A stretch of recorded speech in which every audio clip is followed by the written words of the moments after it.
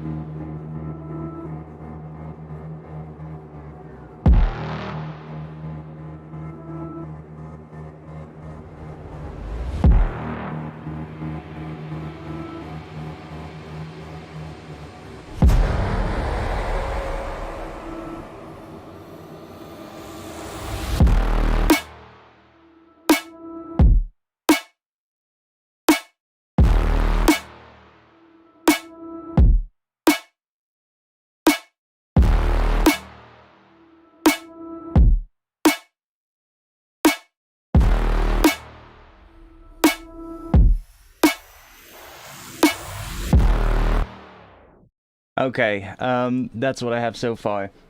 I am doing great. I'm doing great. There's not going to be a webcam today, by the way. I don't want to have to bother with getting dressed well and all that kind of stuff. And you know, I just leave the webcam off today. So I'll be working on this track. So I started this earlier this week, and I've mostly been working on the intro. And I just got started working a little bit on that first bass sound, which kind of nice. It's just a preset from a synth, but it worked really well, and I just added a sub bass underneath it. But I've really been working a bit on that intro and getting like a really weird sort of like groove going. And for my, for thanks for the follow. For my well, what I normally do, this is a really short intro.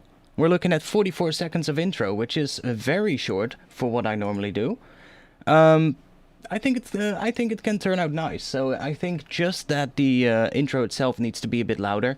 Like that kick drum is really loud, and then the background elements are quite quiet. So I'll bring those up in volume a little bit and process that a bit more today.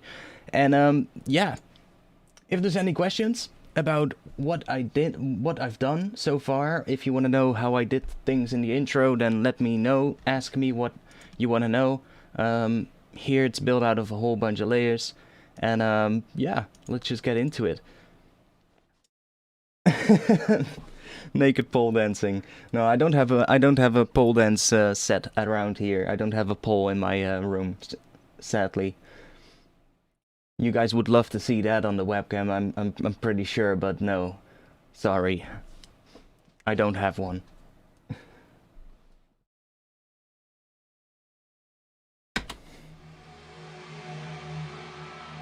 So I'm starting this intro off really like ambient and really like spacious. There's not really any drums going on in the intro.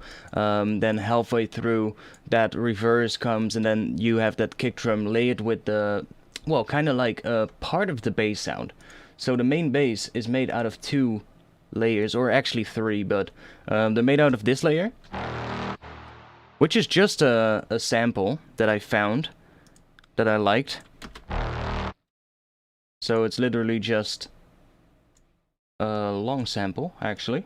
It's this. There's some side shading going on, but it's just like some kind of cinematic sound. Just added some reverb on it. I made it really short. And that is layered with that bass, which is coming from June. Now, I don't really use this one a lot, but I was going through it. I found this preset BSI Fresh, and it had a pretty, well, nice sound. And I just layered that with that other sound, and then I got that main bass. or well, the main bass, the bass that hits on the first kick.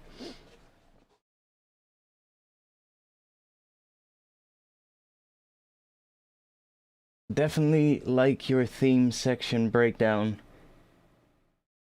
Well, I mean, I can show you real quickly how it all was made, because it started off with one layer, and that is this layer right here. And I've done a whole lot of processing on this one to kind of get it to sound the way I want, but I started off with this sound, which is a sound coming from Omnisphere. I just made 4 F notes that were this long, and then just looped, so just 4 notes during this entire section, and this is what I got. So I don't have the patch anymore. I can't really show the patch, but it was just some kind of a string sound, nothing too crazy, just one random patch that I like the sound of. So you just like some sustained string sound, and then it loops right here. So it just loops again.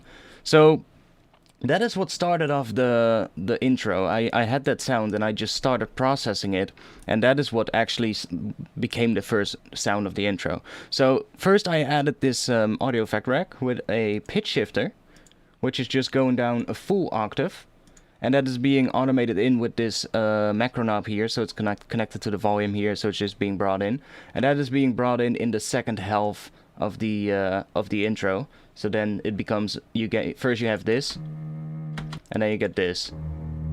So there's like a little extra low layer underneath it. Sort of like, almost as if there's like another string player that plays an octave below it. Then there's a flanger.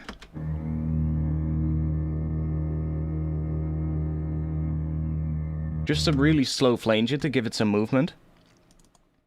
And then I'm doing something pretty cool. And this is where the main character of that sound is coming from. You can see right here, these automations, right? These little, like, square wave automations. Those are automations of this play button right here, from the tape stop. So in the first half of the intro, you just get this. So it's just sustained like that. And then in the second half, you suddenly get this.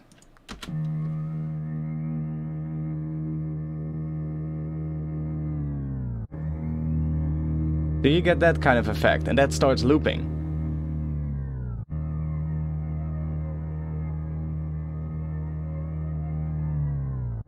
And I've just brought the stop time all the way up, basically, to get a really slow, like, downwards pitch movement.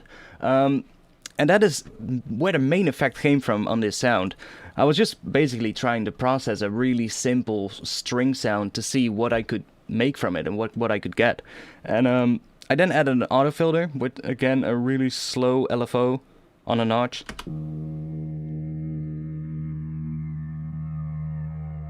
Very subtle, it's just creating some more movement again. Then I added a chorus, and this chorus is pretty cool as well. I'm automating the dry wet, and I basically took the default chorus preset. I brought this thing here almost all the way up into the top right, and the position of this is actually pretty important because it defines what kind of harmonic you're gonna get. So this adds like an extra sort of like tone to the sound. So it starts just like this, with no chorus. Dry wet is all the way down, and it's automated throughout this entire thing. And then in the second half, it sounds like this.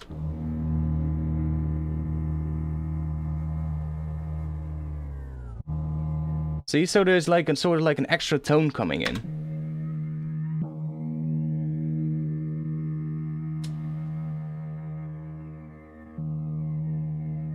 Coming in slowly now. And there we go. So it kind of comes in together with that lower octave. Then a low pass filter and a high pass filter, because in the intro I didn't want to have that sound right at the start. I just wanted it to be filtered in slowly. So it's almost silent here, almost hear nothing. And then here you kind of start hearing it a little bit. And then here it's fully open. Then I did an auto pan on it to give it some movement in the second half. Some more movement actually. So in the first half we get just that. And then in the second half we get that auto pan. So that how it comes in is like...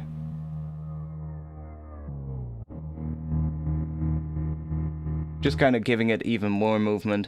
Final little bit of EQ, some compression, and a little bit more EQ after the compression.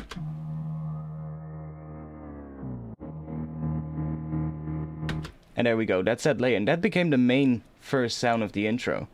I'm not sure what I added after that. I think... let's just go do that. Not entirely sure what came after this. This one is not being used. It's sort of like a sound. I kind of like it, but I don't think it fits the intro, so I turn it off. Oh yeah, I added some reverse sounds. So these are just reversed percussion sounds.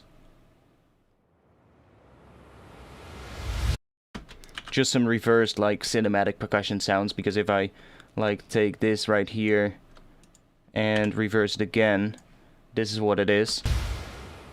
See, just so like a cinematic percussion sound. And this one right here is another one of that. Just another different sounding one. So those two were layered in as well.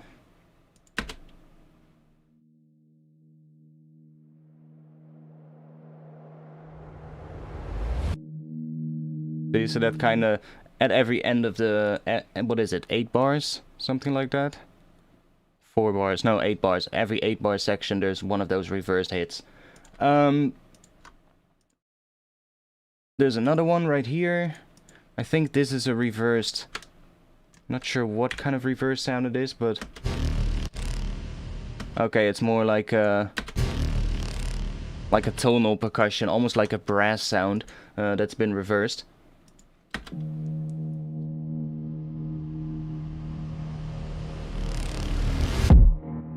So that comes in like that.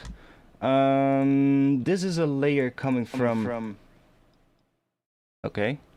This is a layer coming from Native Instruments Thrill.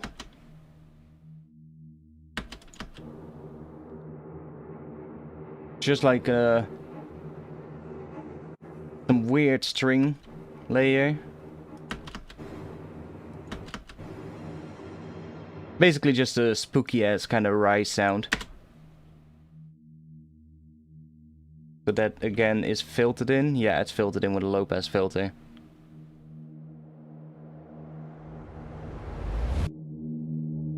It might actually be cool to put that same tape stop effect on this one in the second half.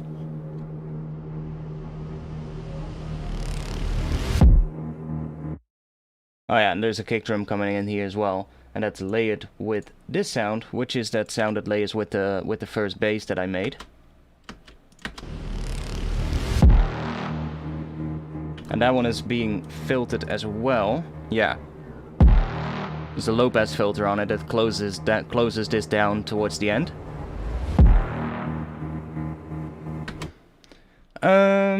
There's a couple more things happening here. Nothing too crazy, just this other... I really like this sound. I basically warped it a little bit to make it in the right timing, but... sort of like another kind of a cinematic impact sound, and it really layers nicely on this section. So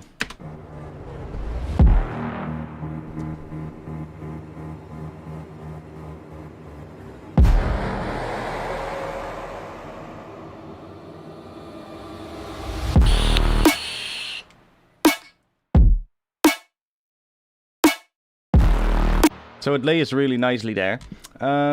Then I had this ambient sound, which is also just being filtered in.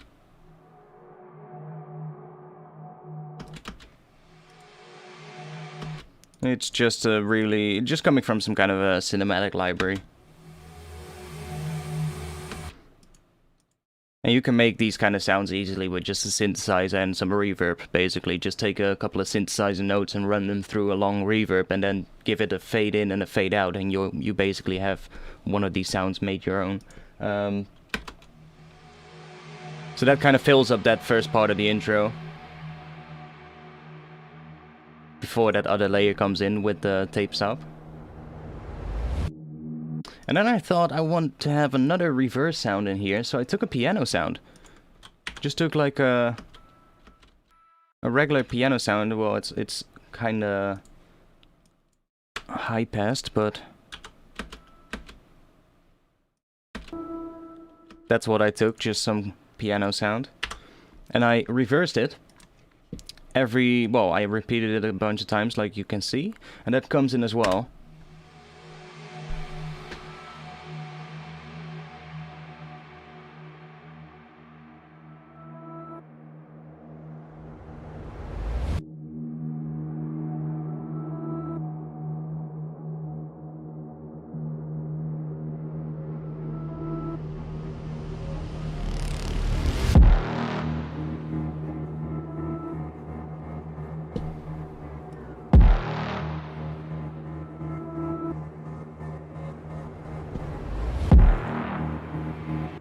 Yeah, I really want to make some of these layers a bit louder, because some of them are pretty quiet.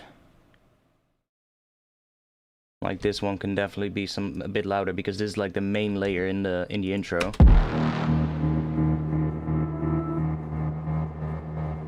I'm gonna make this one a little louder as well. Piano. Yeah, that piano is in key. It's in D sharp.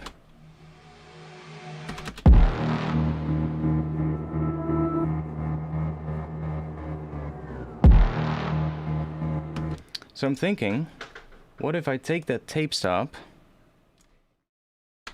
which is right here. Not sure if that matters, but let's copy it without that turned on. And let me put it on, I think this one, which is the thrill layer.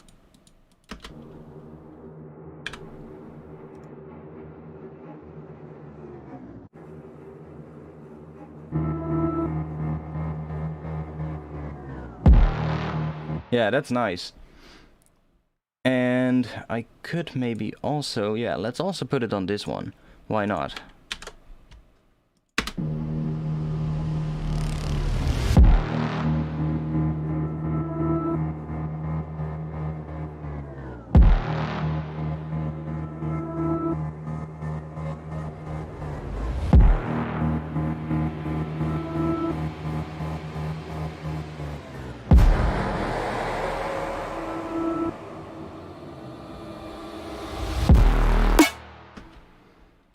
Better.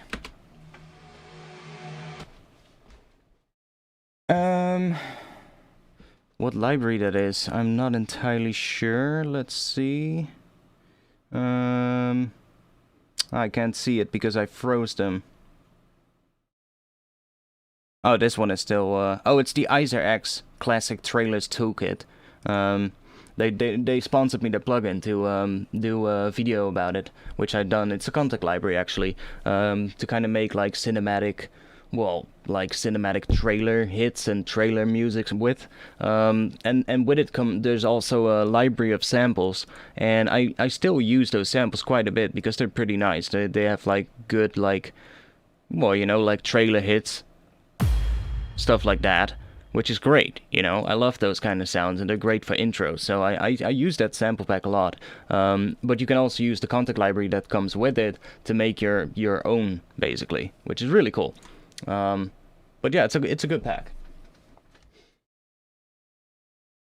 No, I kind of like the piano dry. I actually put a reverb on it earlier, but I don't like it.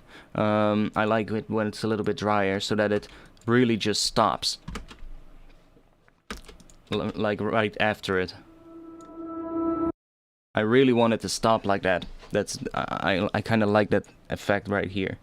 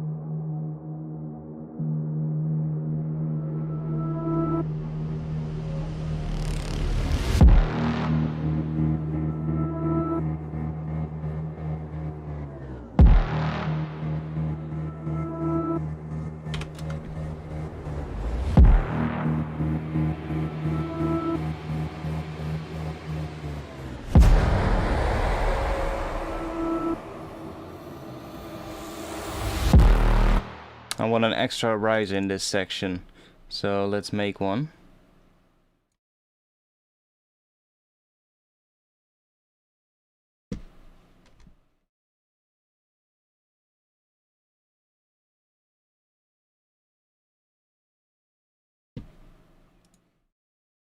Oh wait, let me put in an analog oscillator with maybe a triangle wave.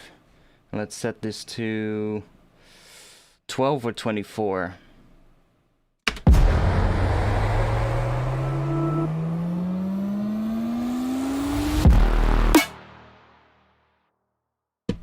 I think 24.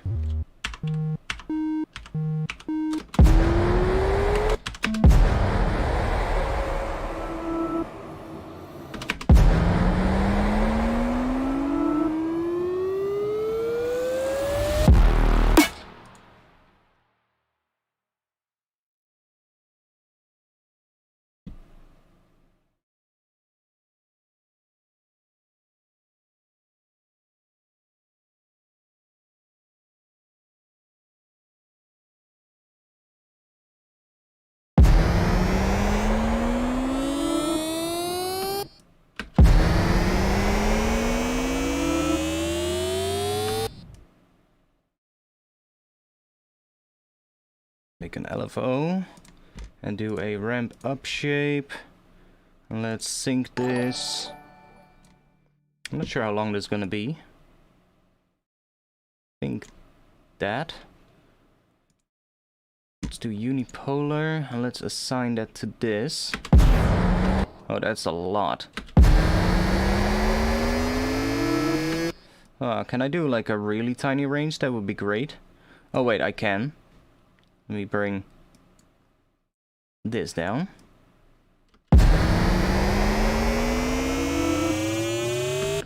Even less.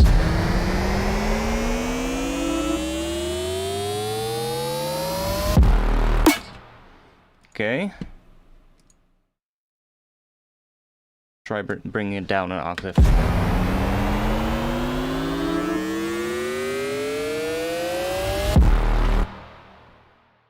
Add some unison. And then assign... Oh wait, let me make another one of these. How do you copy them again? Control? Yeah. And let's bring this up again. Let's assign that to the spread.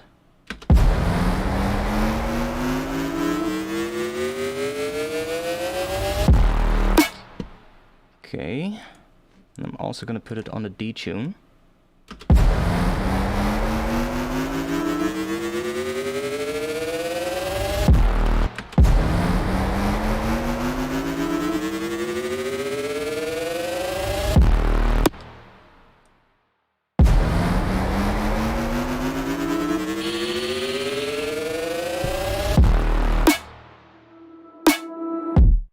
Okay. I'll add a filter on it as well.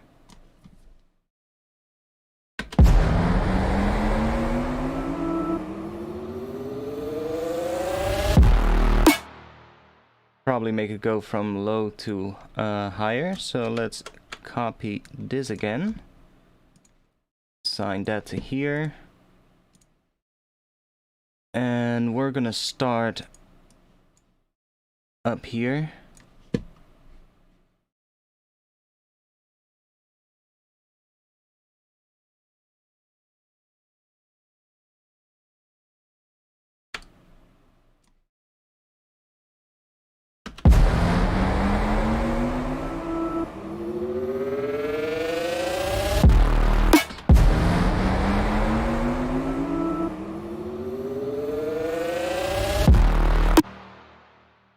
And then I think towards the end I want it to be high passed.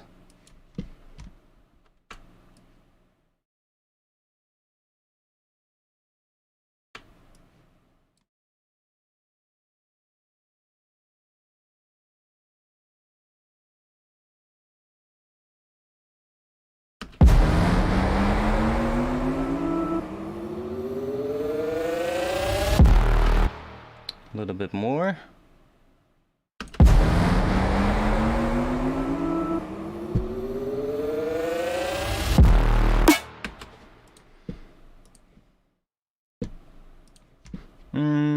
What else can I do with this?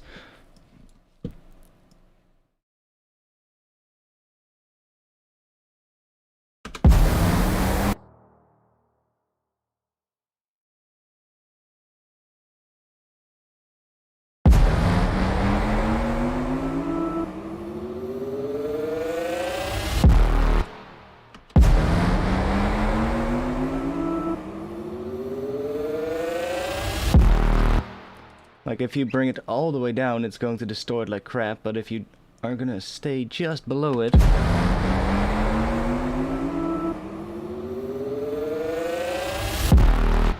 not sure why it's not doing it yet. Come on.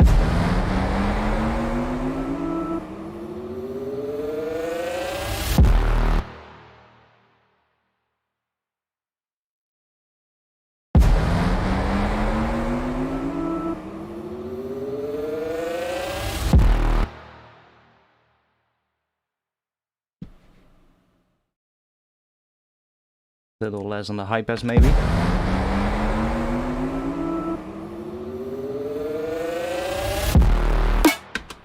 Better.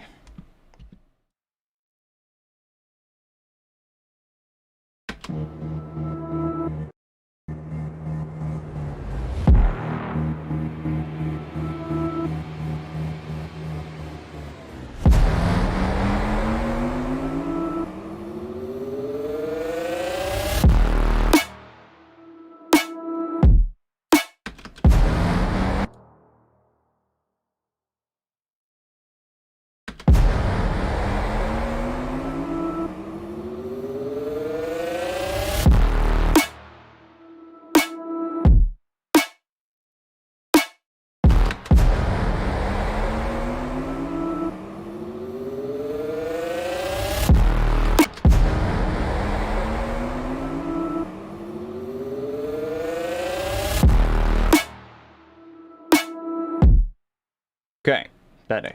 Do you have a course on faceplant? I'm trying to get into that plugin. No, I don't, but I do have videos on YouTube about faceplant, so...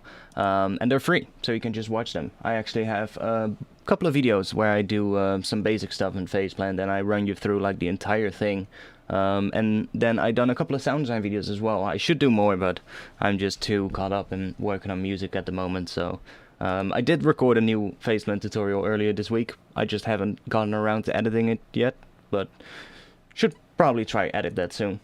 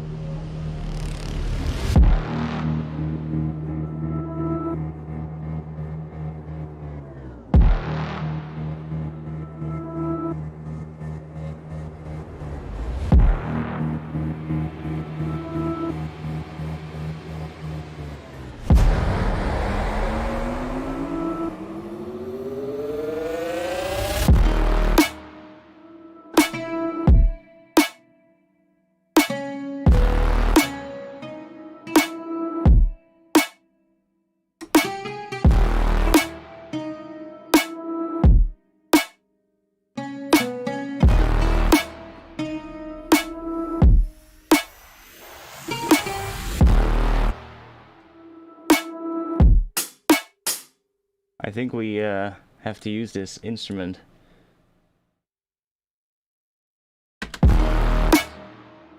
That higher part is definitely cool. That part is really nice. I'm gonna keep that for sure.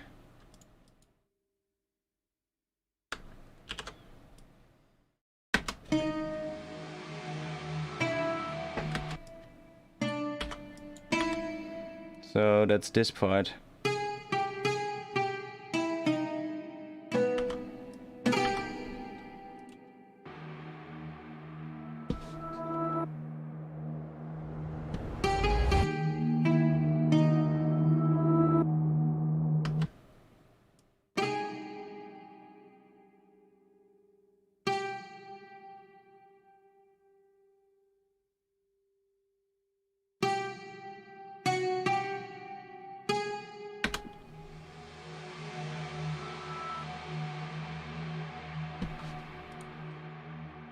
I'm using the D sharp major Phrygian scale, by the way.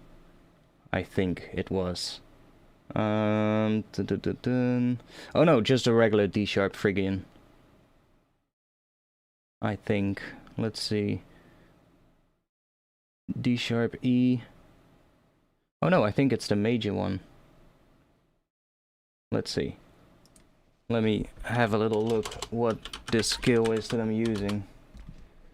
I'm playing D sharp, I'm playing E, I'm playing G and G sharp, I think.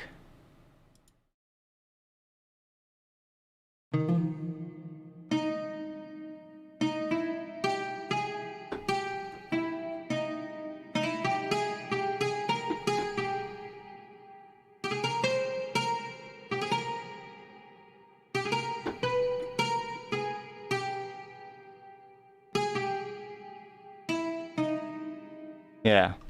So I'm playing G sharp, and then I'm also playing a B. So that gives me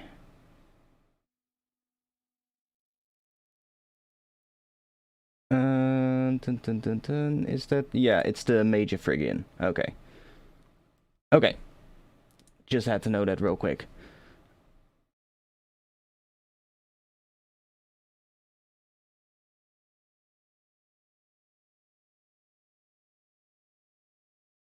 It's the major Phrygian scale.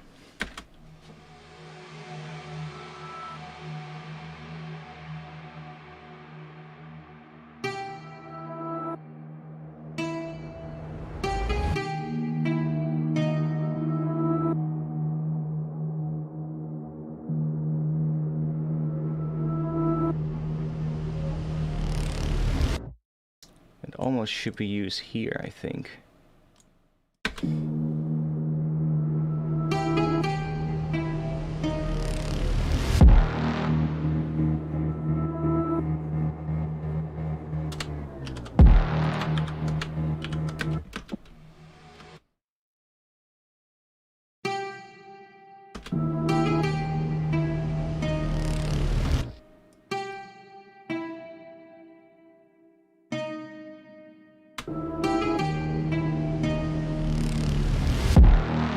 Yeah, that's where it should be used. Okay.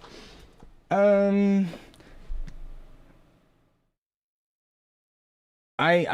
not quitting, man. I'm not quitting, don't worry.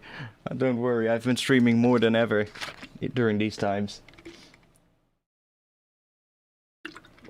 Got plenty of time to stream right now, so I've been doing like 2 streams a week lately, so it's going pretty good.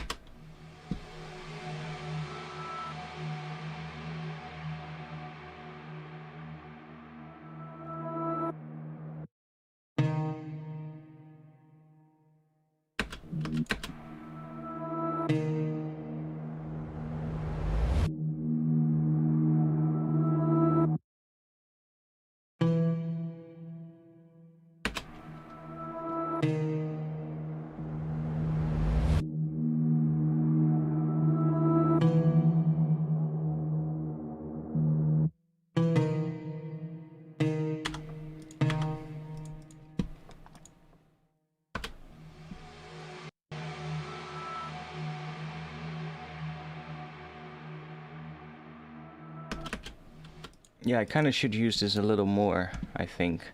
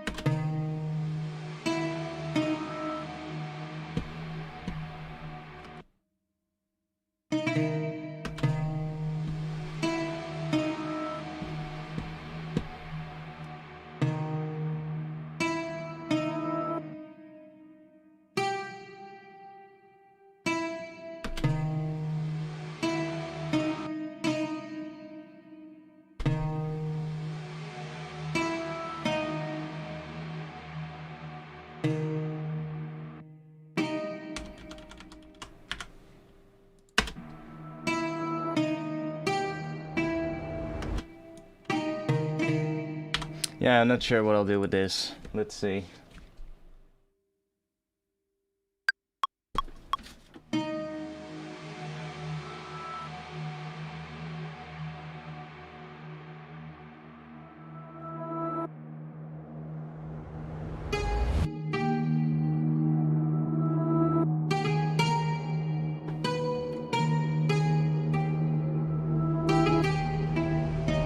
There we go. That's what I needed. Oh, fuck. That's what we needed. Actually, it's really nice starting on that G sharp. Just needs to be adjusted a little bit.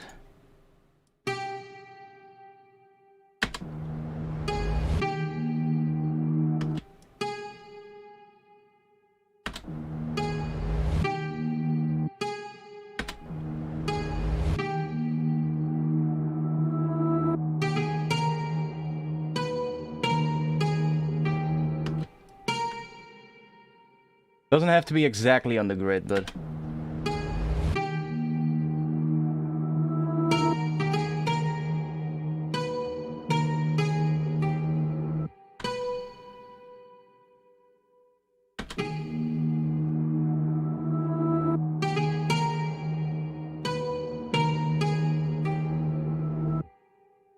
It's maybe a little late.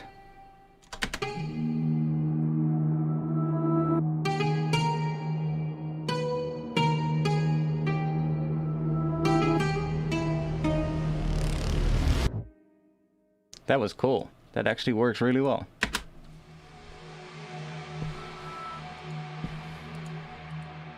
I kind of want to add another sound in from that library. Let's see if we have... let me just copy this. I'm gonna process that one as well, like put some reverb on it, something like that, maybe some delay. Come on, I copied it, right? Control C. Control V. Okay, there we go.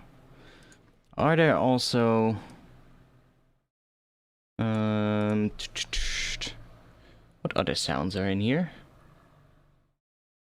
Right, like a flute.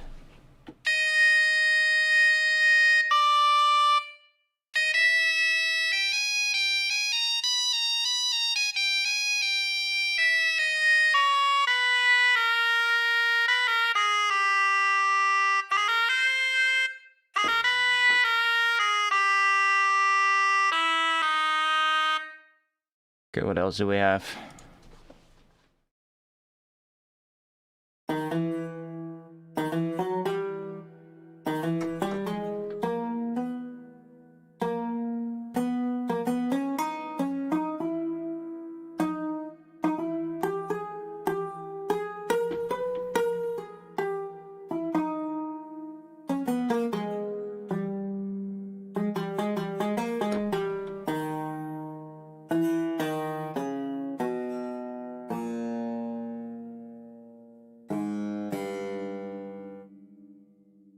Okay. Do we have something more interesting? Not a flute.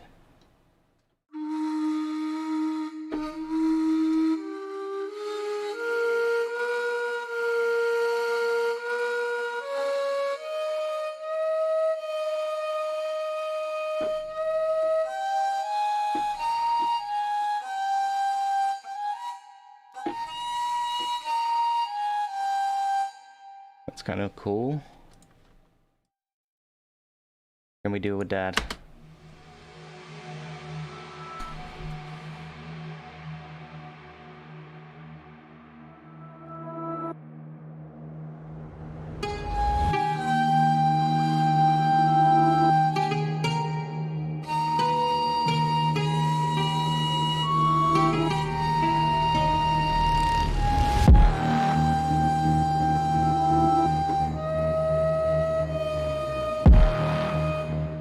It's like weirdly out of tune. It's so fucking weird. I think there's some you can do some what is it? Fine tuning in here as well, I think. Ah, the aftertouch also does pitching. Interesting.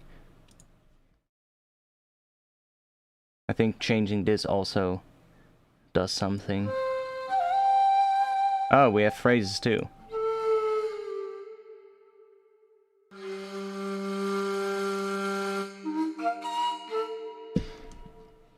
Yeah, okay, not sure about this one. But the other one is definitely nice. The other one works well.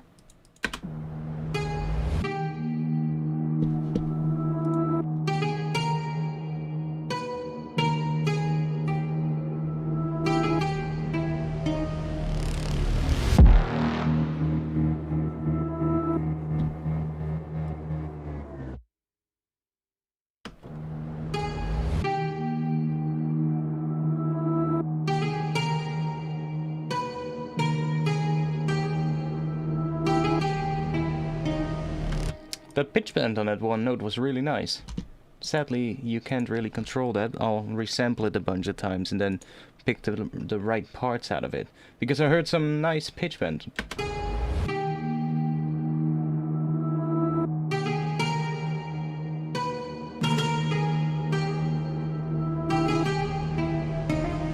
There we go, more pitch bends.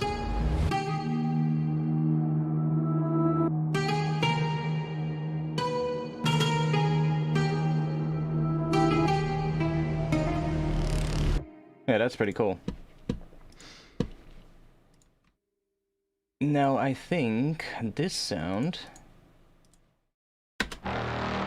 needs to be a good amount louder.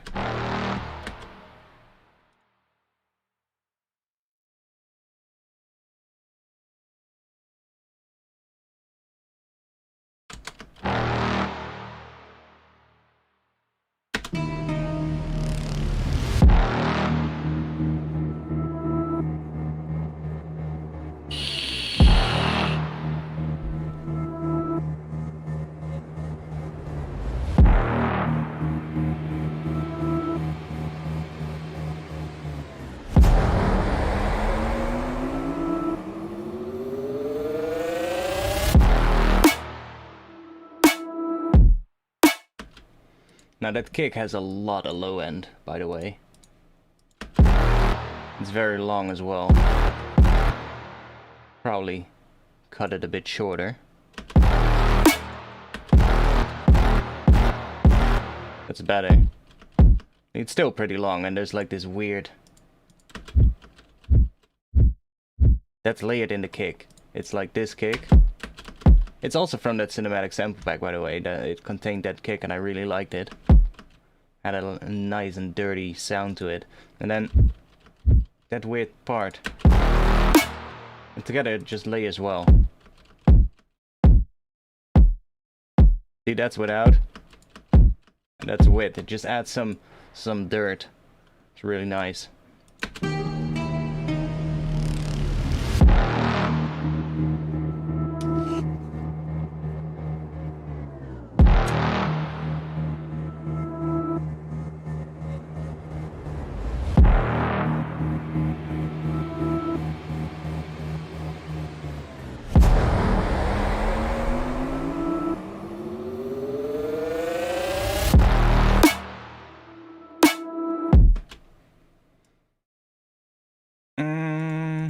Yeah, so I think I want to have another sound coming in here.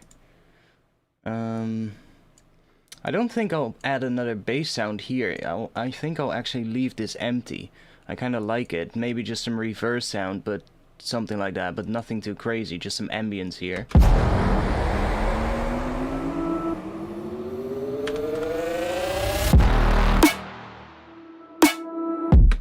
And then here, bum bum. So, dun, dun.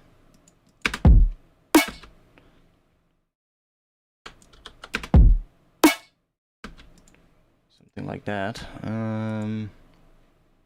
Let's bring out... Let's take Faceplant again. I'm feeling Faceplant again today.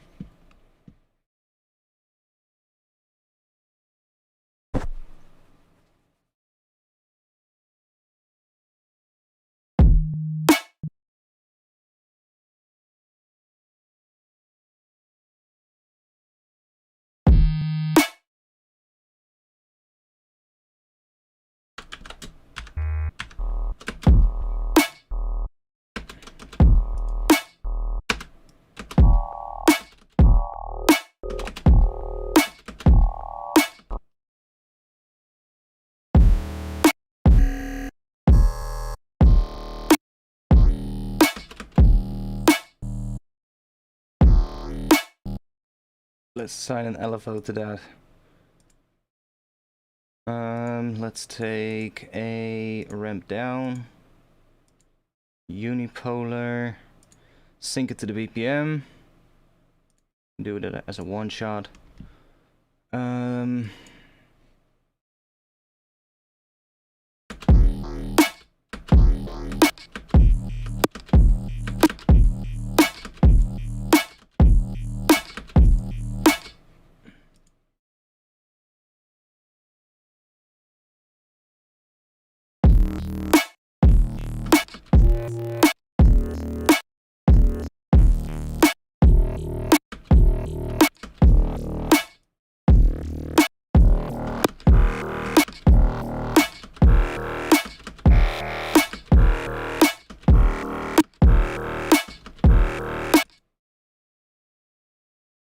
Add a filter to it. Let's take another LFO, assign it to the filter,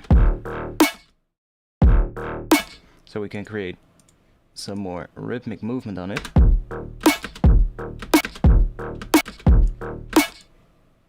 I'm probably gonna make these notes a little shorter as well.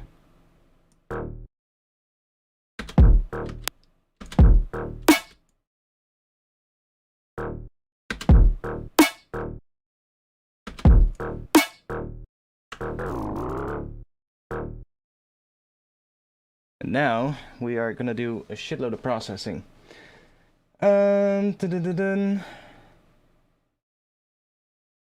Yeah, face blend is nice, man, but whatever you have should work well. Like, it doesn't really matter too much. Like, yes, face blend and serum and those kind of synths are a lot, you know, more, you know, they're more complete. They give you a lot of options, a lot of things you can do, but I have seen people make really crazy sounds with just stock plugins or just free plugins, you know? You can make really good stuff with just simple things. Most of the time, when it comes to like drum and bass, for instance, all you need really for a bass line, for instance, is a couple of detuned saws. And then from there, it's all about the processing that you put on it. Like filtering, compression, saturation, you know, stuff to make it interesting. But if you take all of those effects off, you're just gonna have some detuned waveforms most of the time. Which free plugins? Well, the ones you have, or the ones you can find. I mean, don't worry too much about what plugin you use. Worry more about what you do with it. That's the best advice I can give you. Like, there's so many plugins out there, and there's a ton of good ones, you know, and in the end, even like I always say, like, is a plugin good or bad? Like, it kind of depends on what you need, right? And what you want to do. So yeah, it's I don't know. It's just a matter of, for me at least, like, the plugin itself doesn't necessarily matter that much. It is that face blend is so good at particular things, and that's why I like to use it. And same with serum. It's just they're really good at what they do. So yeah, that's why a lot of people use them.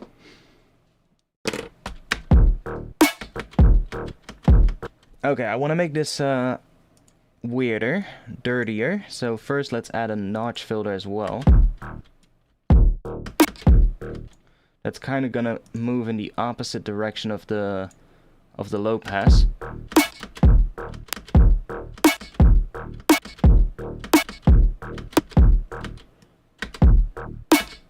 Let's do that. Let's start processing this. So first, let's add a distortion here.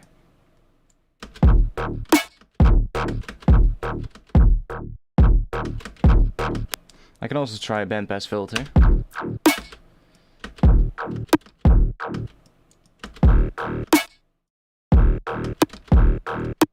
And you know what? Let's make another one. Let's assign this to the volume here.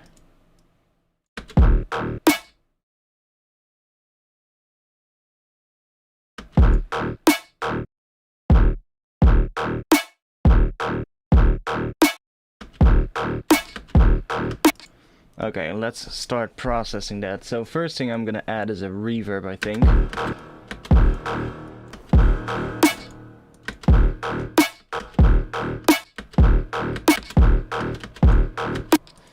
Now I think I'm also gonna try adding some more FM, maybe to this one. So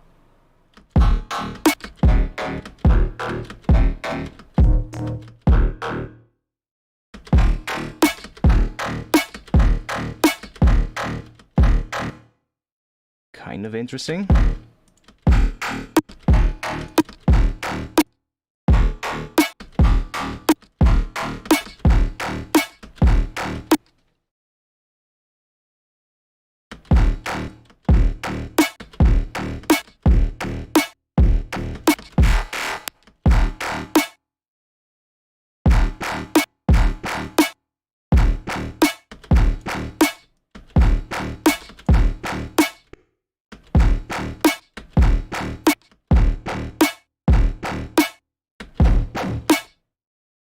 Also try adding that to the resonance of the bandpass filter.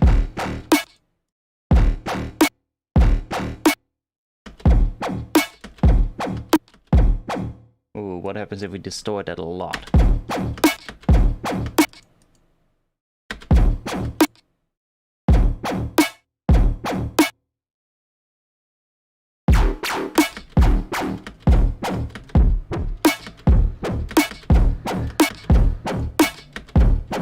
Let's distort it again.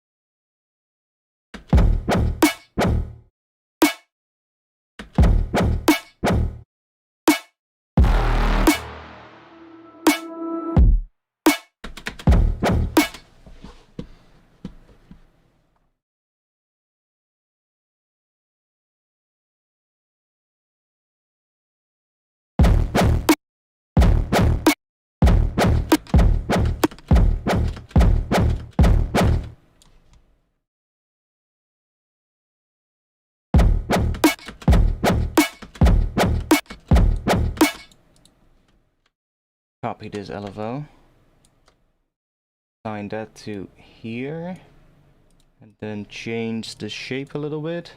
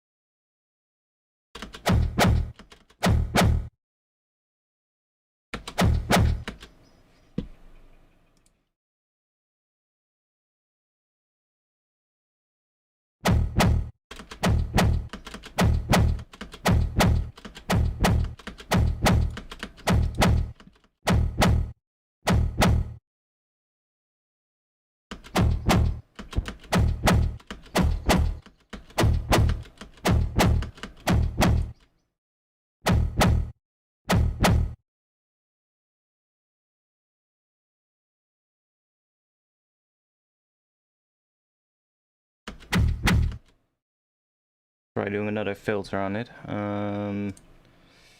Let's take this LFO.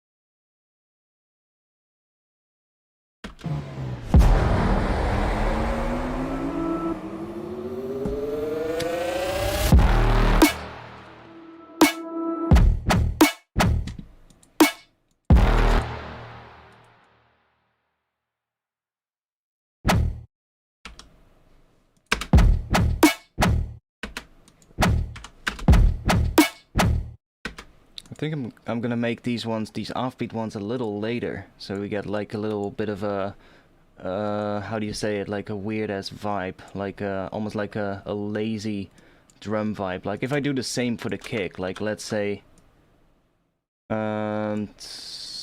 do it like this.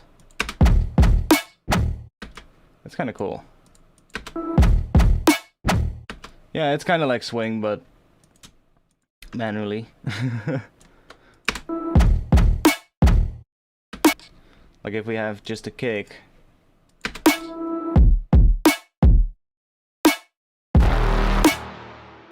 It's a very subtle difference, but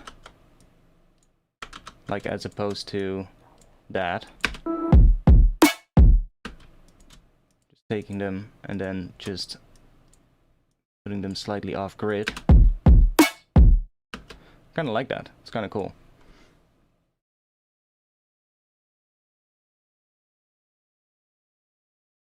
I think I'll do that there. So we get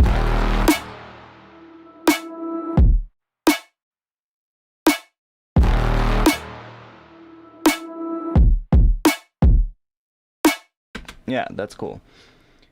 Let me work a bit on the drums, because we need some stuff happening here in the drums as well. I want some reverse sound going into that snare. Like especially this one.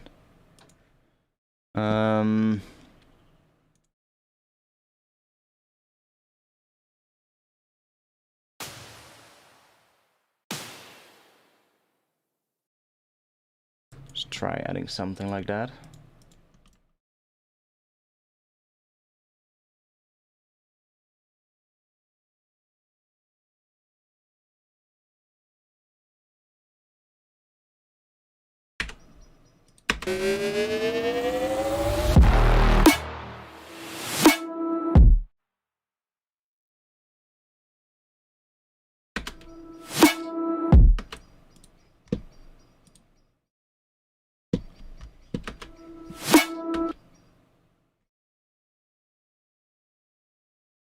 Gonna pull it back a little bit so we don't get that last little bit of the snare, which is completely dry.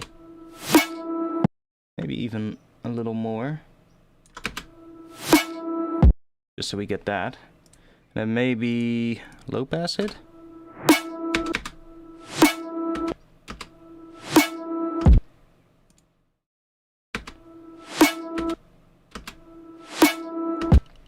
Okay.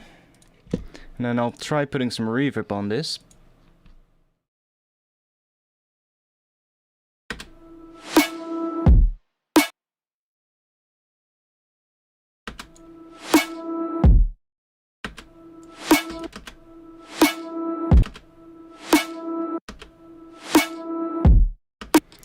Subtle. And then we also need something else that hits on the snare.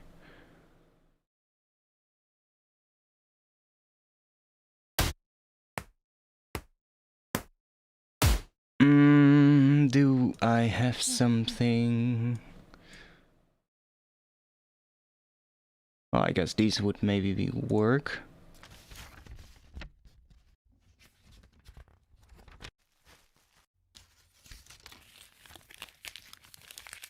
Try something out like that.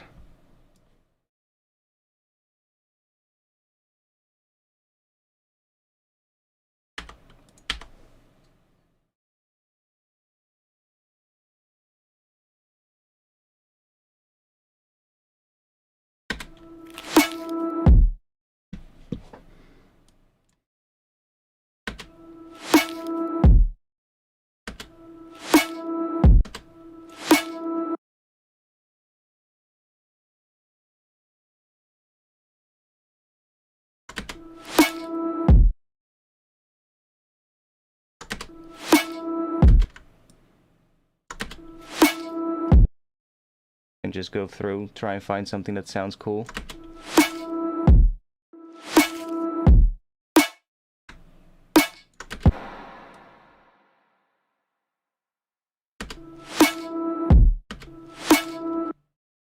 Kinda works.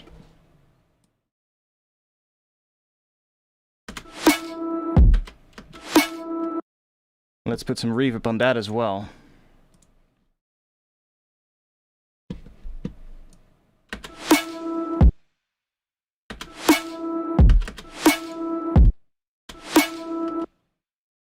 Kinda nice.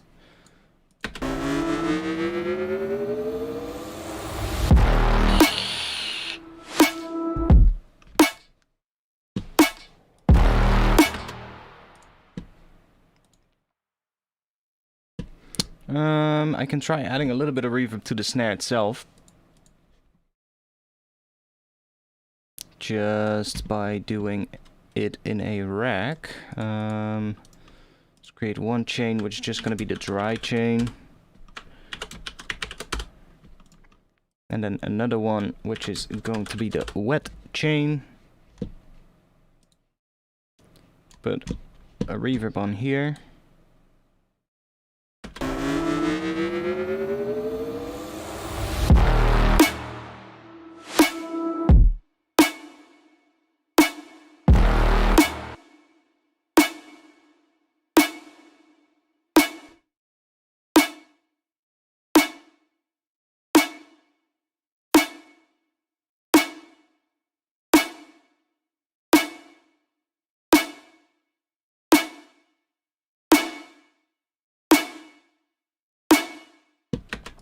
And then let's take this sidechain compressor and put that on the wet channel after the reverb, so that it ducks down the reverb when the snare hits.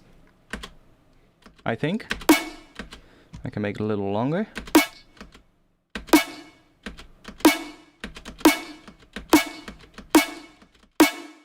Yeah, that's nice. Maybe a little less.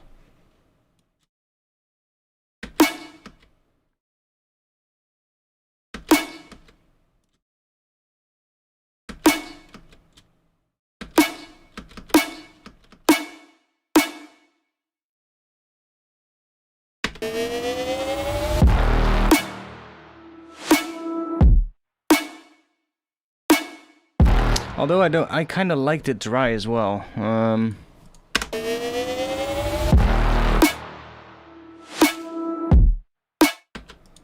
Yeah, it does need a little reverb, but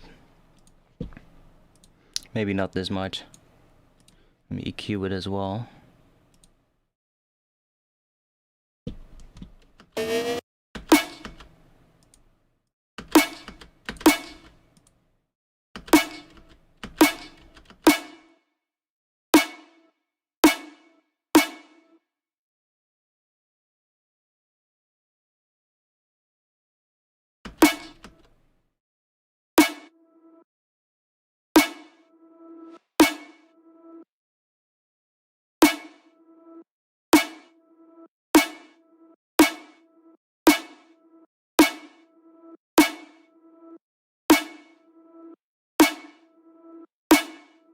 That's better.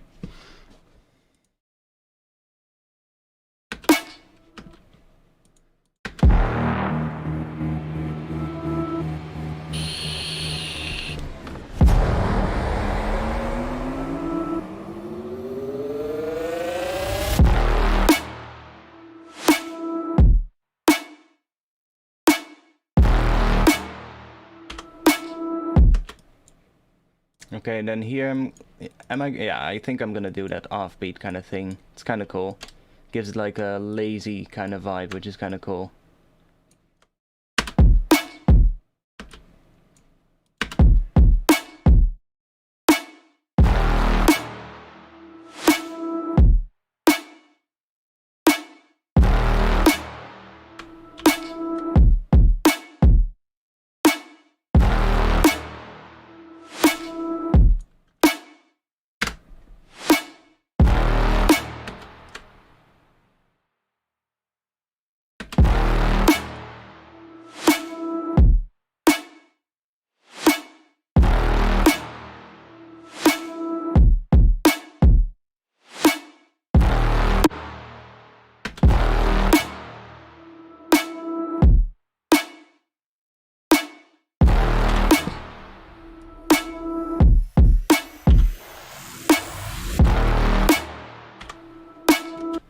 Yeah, so here I'm not entirely sure what I'm gonna do in these gaps here.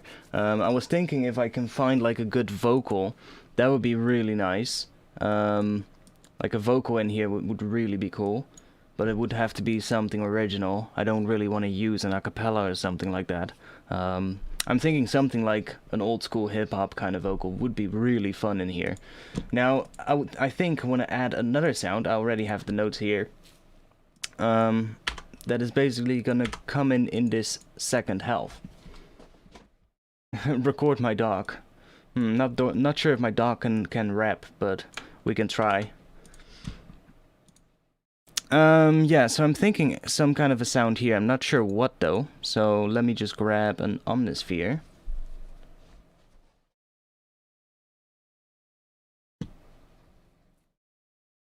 Come on. Let me save the project. Dun dun dun dun. Synth mono, maybe?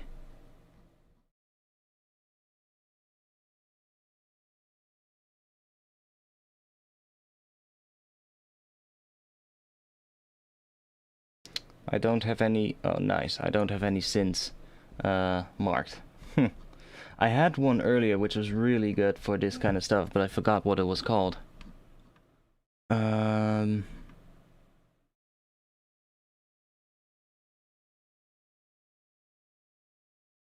Yeah, I don't really know what the name of that patch was. Was a good patch though. Let's just take one.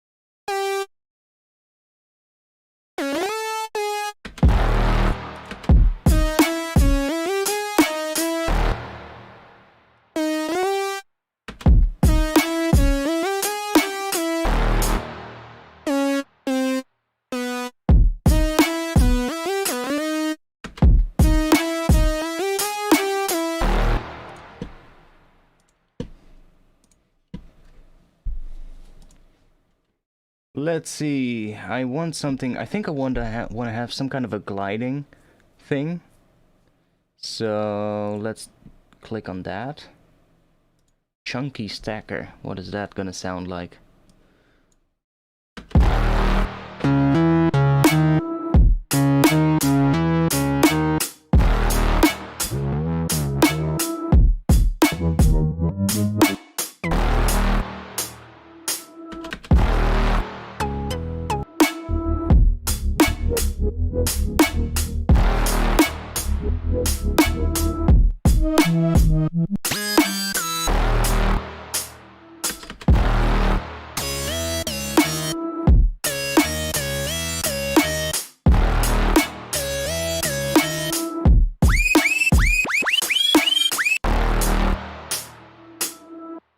Let me loop this section. Man, if I can find that patch again, that would be great. It was a sick patch.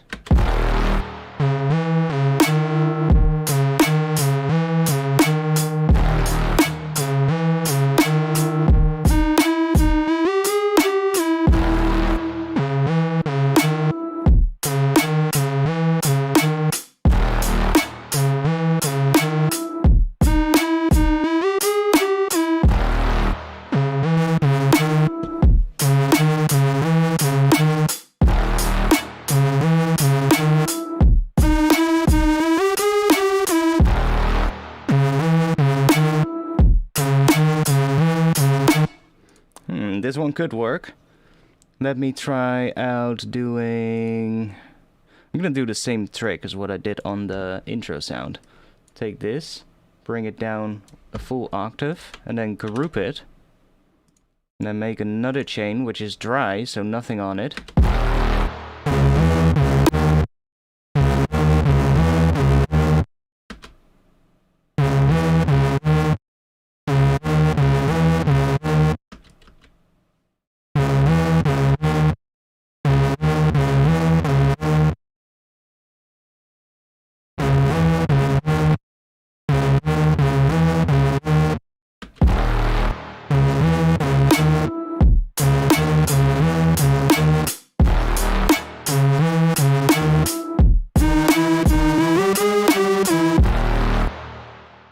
Could be nice. Let's do a filter on it.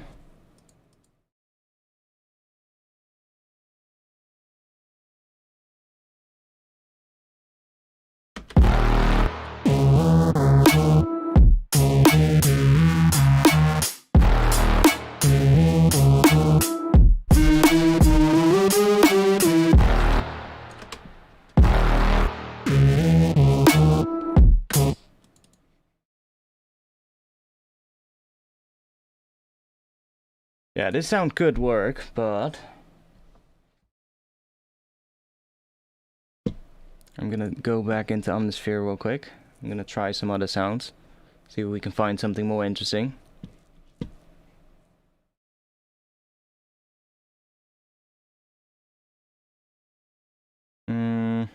Synth mono.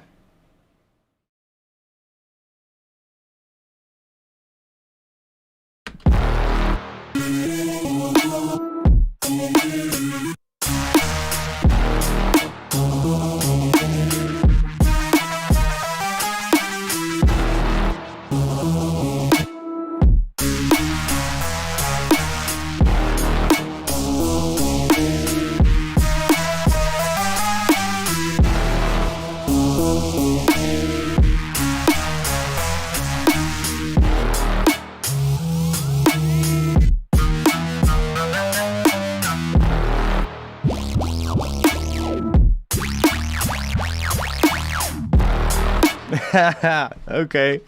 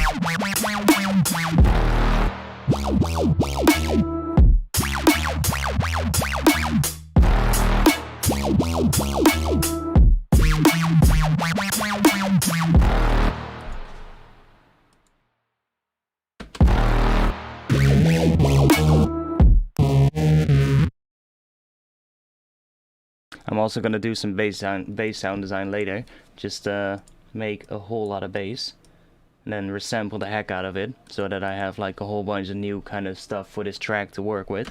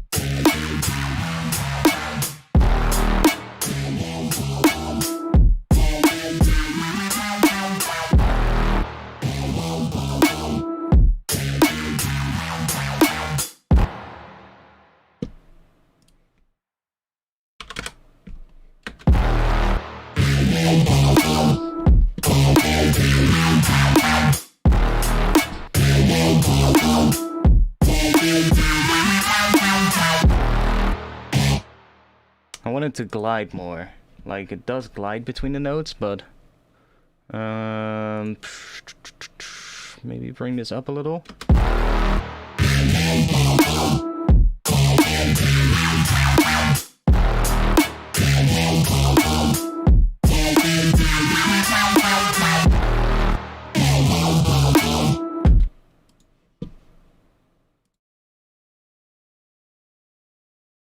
I think I'm just gonna do some bass sound design because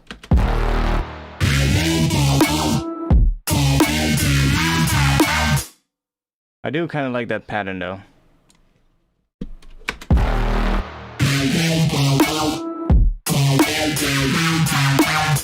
Lay it with some bass here maybe, could be nice. Let's make some bass, shall we?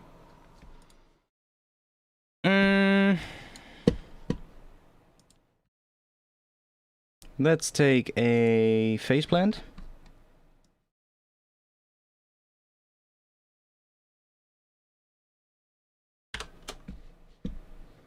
I can make a shorter clip. Just do that. Let's make a note in D sharp.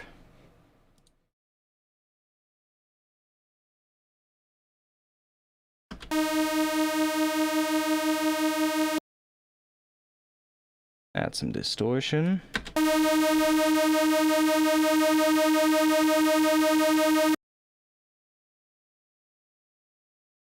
add a notch filter with an LFO.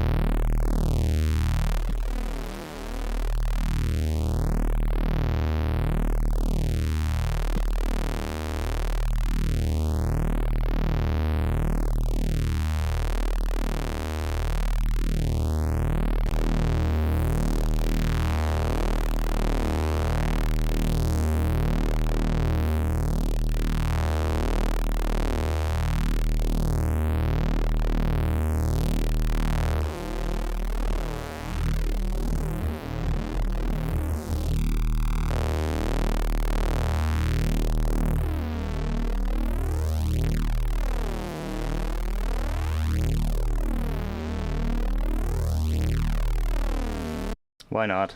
Let's just do it. Do some... Let's do a little bit of EQ maybe.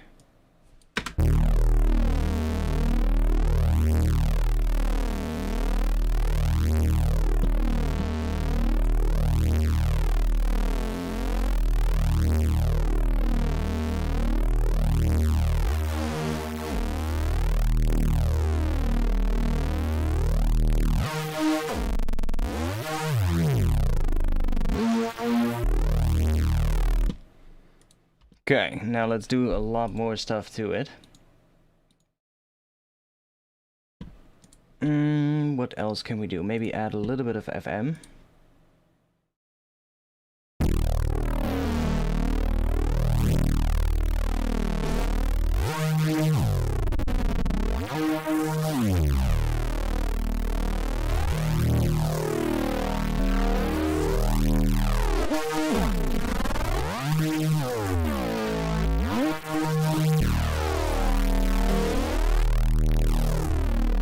Try it on the phase instead.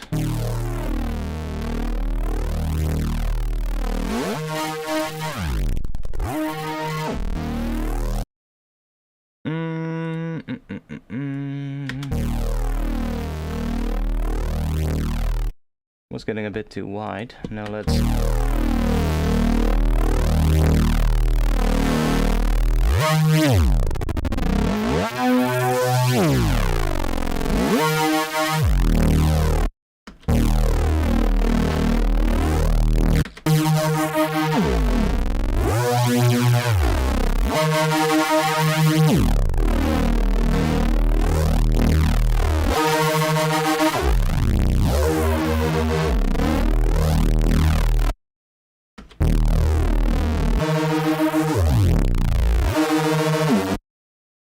think I'll do it without the FM so we get more of that movement.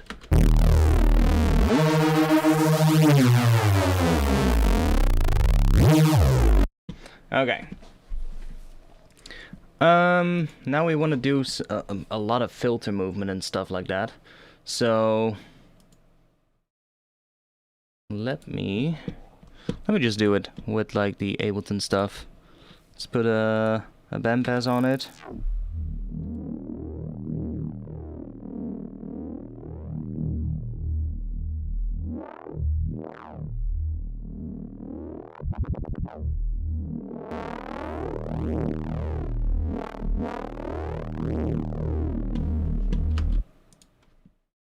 Or a notch.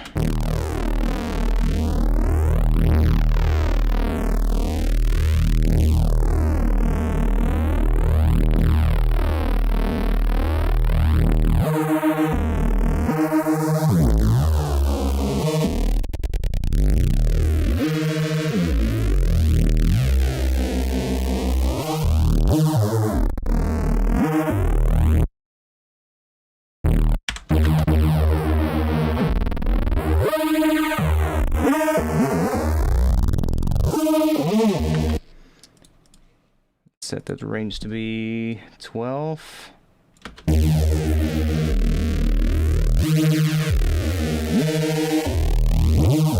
That's nice for if I'm gonna resample things. I think I'm gonna do a bunch of filters in here.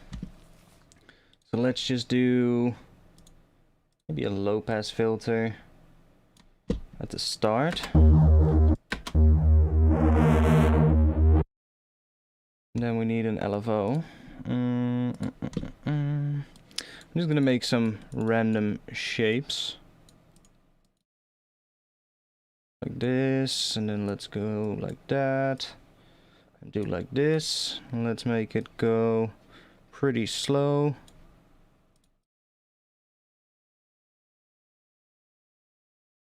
Assign that to here.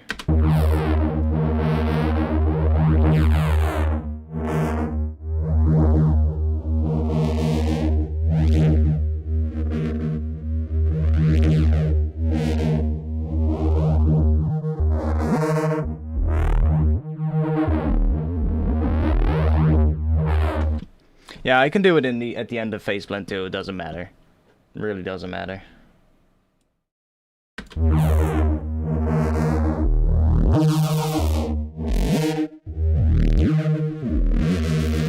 Okay. Let's do, I guess, another filter with a notch. Let's move that with the same LFO.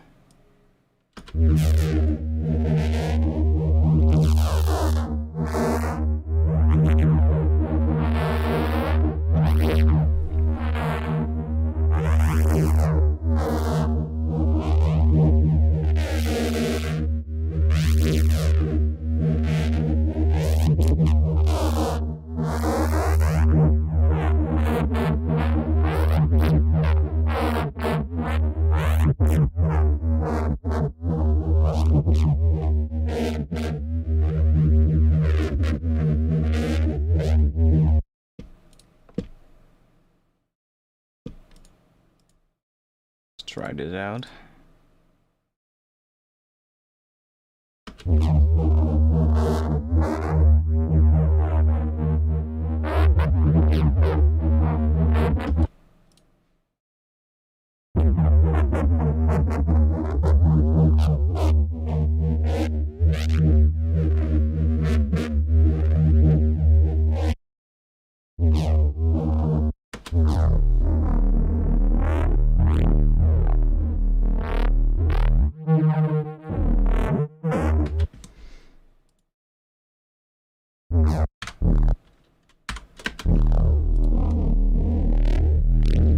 Bounds out a long note with all that stuff going on.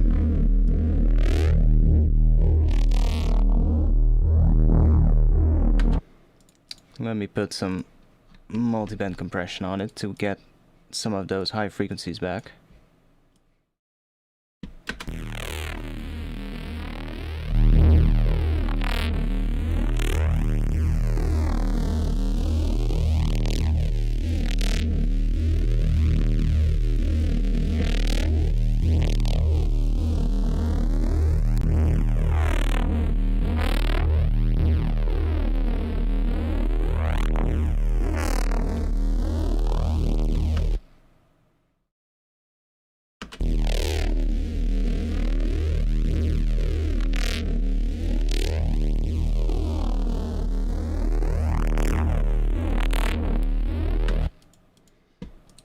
Okay, let's just do... Let's take this one.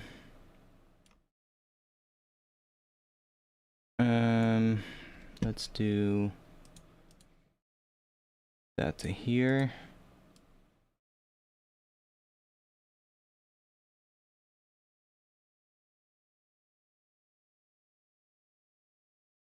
Okay.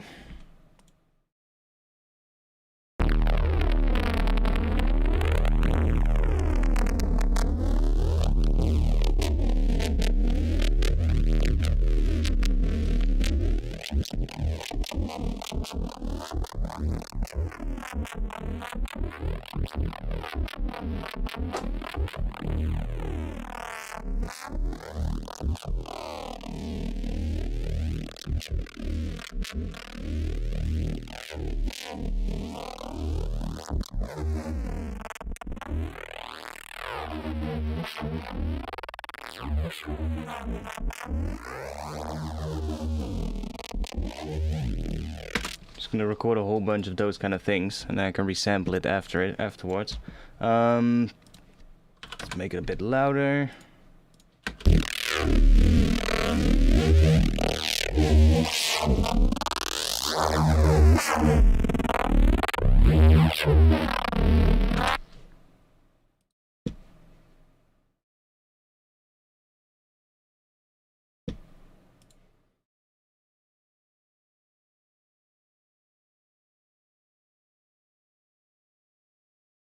Let's take the input of track 26. Let's record that.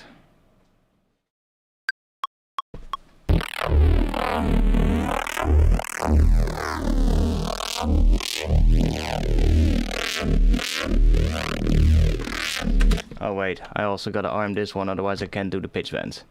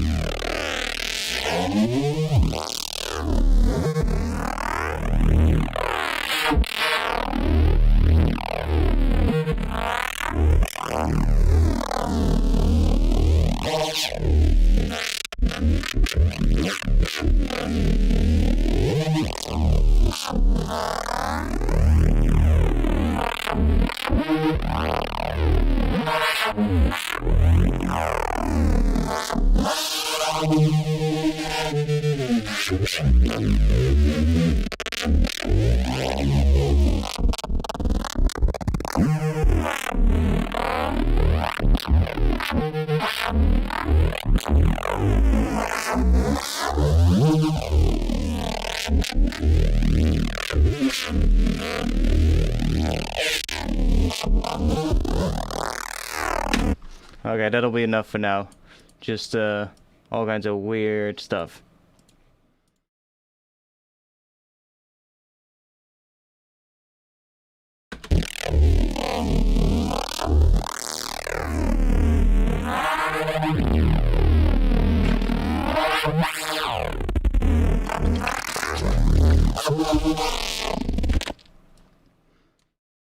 Okay.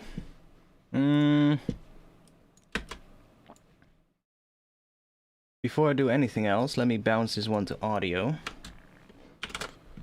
Let's do output of track 27. Don't need an MP3 file. I do want to normalize it. And let's do that. Export that. To right here.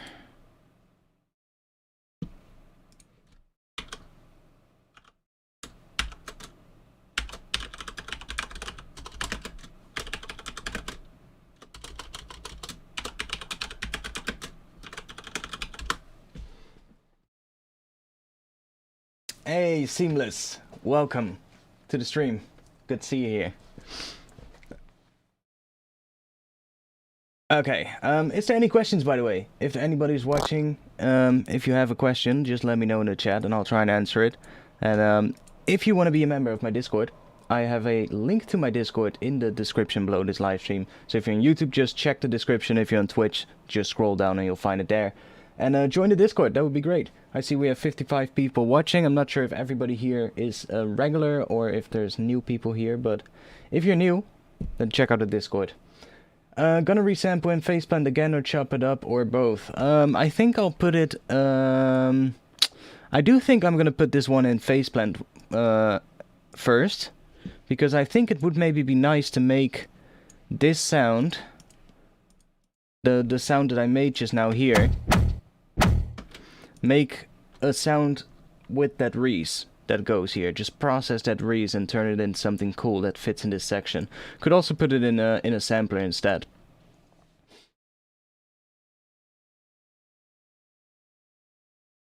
Okay, let's get rid of that.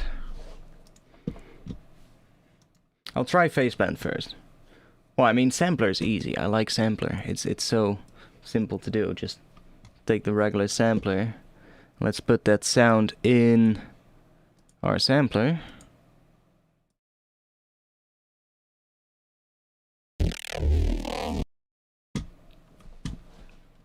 Let's set that to D sharp 1.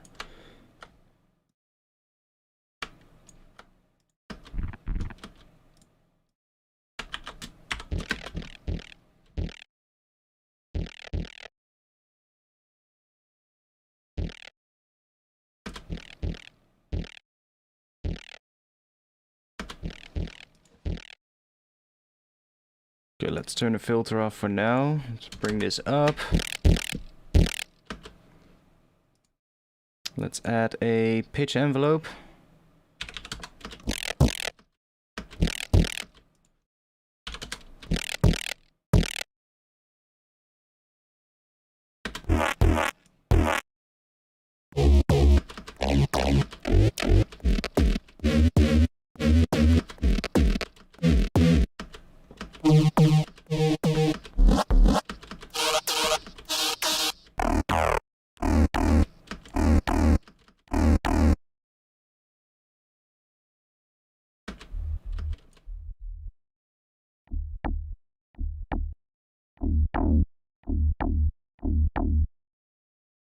It's so weird, like why would they not allow you to make the filter go up to 100%? It's so weird. Why does it only go up to 72? It's so fucking weird. I really don't get it. Like, you can hear it, like right now. The filter doesn't go up all the way. And this is the maximum range. I cannot go any higher than 72, which is... I just don't get it. Give this 100% range so this filter can go all the way up, but it doesn't. See, now it reaches the higher frequencies, and now it doesn't. It's really weird. See, even if I do that, it's clearly low passed. I'm losing a lot of high frequencies. It's so weird. I mean, I can compress it to bring it back up, but...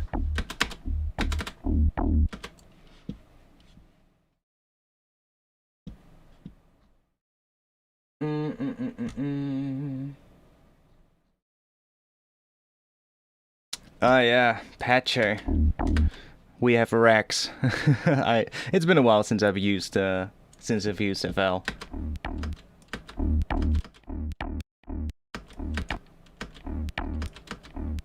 See, that's how much high frequencies it cuts.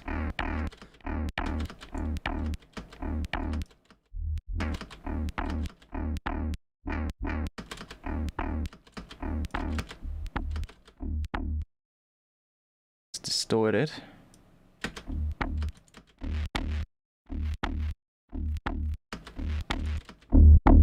Okay, there we go. I was like, where's my... Yeah, I really don't like what this is doing.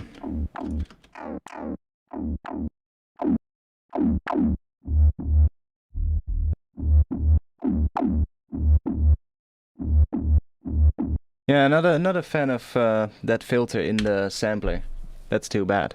Other than that, the sampler in Ableton is great, but I just don't get it. Like, I would always use filters, especially when I'm resampling bass, right?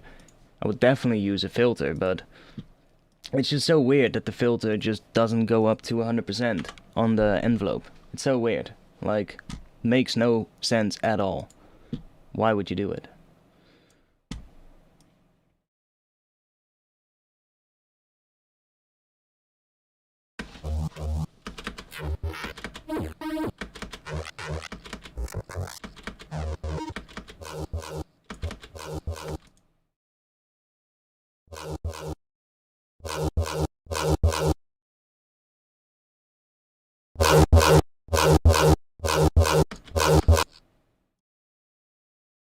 I guess then we'll do it in inside faceplant.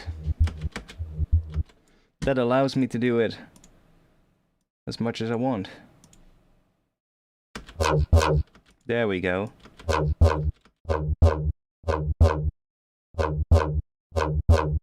Now we can go up higher.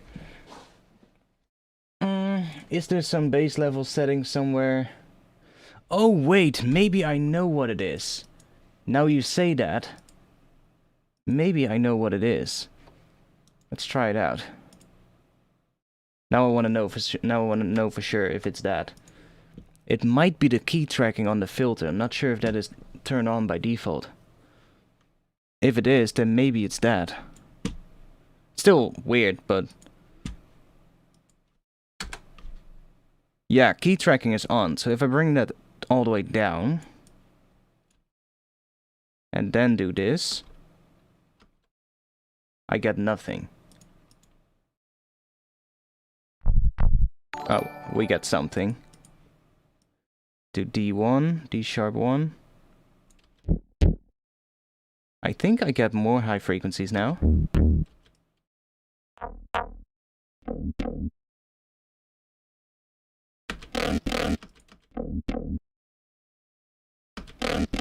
Yeah. Ah, so it's the key tracking. Yes, see? That's it. Ah, okay. Well, I mean, now I'm inside faceplant.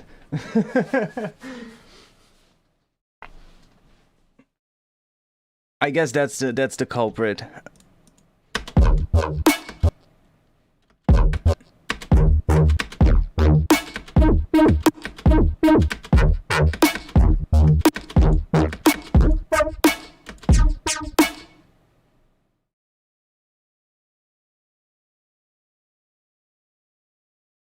I don't need a loop for this.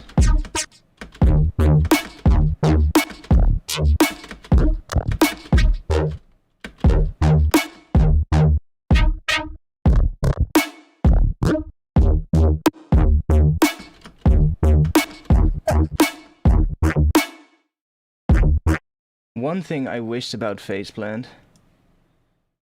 that we could zoom in more to that window, to this graph. That would be great, but oh, that's the largest we can make it. I know I can hold shift to do this, but it's still pretty, like, moving it back and forth is still pretty annoying.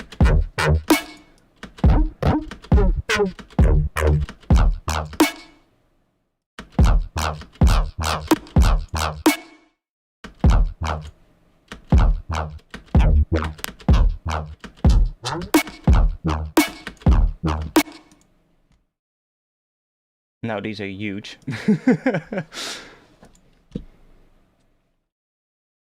Oh, I can't see the chat because faceplant is on top of it. One moment. Let me assign this to here.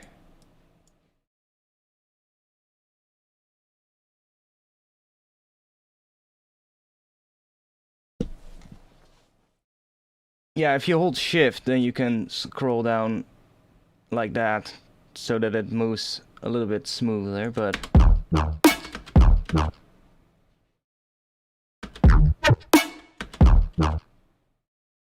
see what happens if I do this.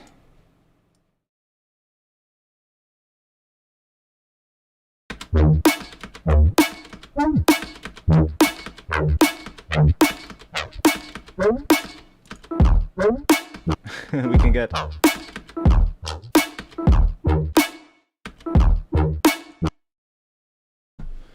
Let's do a lot of processing, I guess.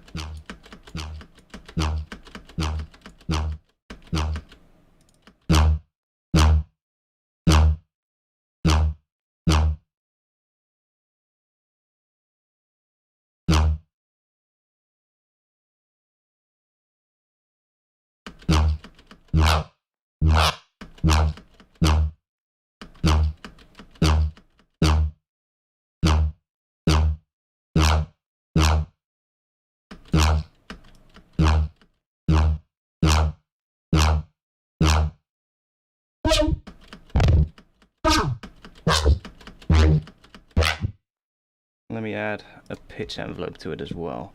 No, I can just go in here. That one.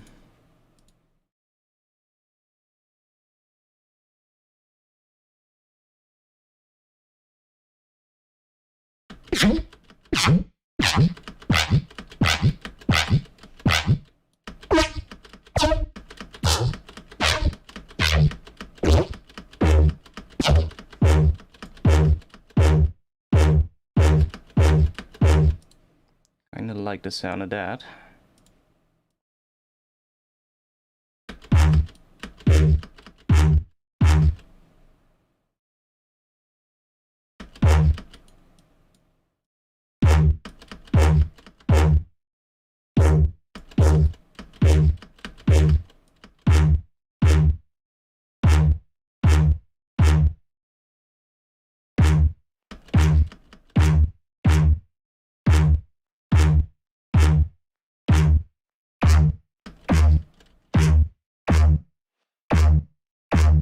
Oh, that's also weird. What happens if I do this?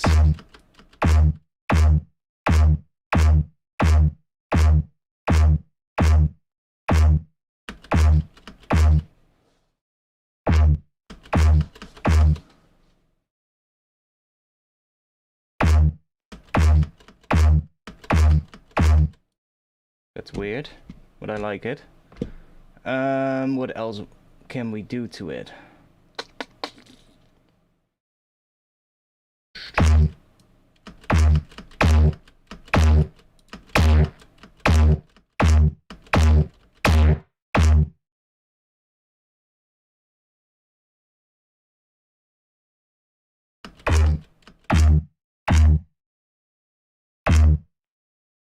One other thing that would be nice, if you could completely bring this down to 0 Hertz, and then you could, let's say, change the delay time yourself by using a macro or something, so that it doesn't drift out of time. Like now it always moves.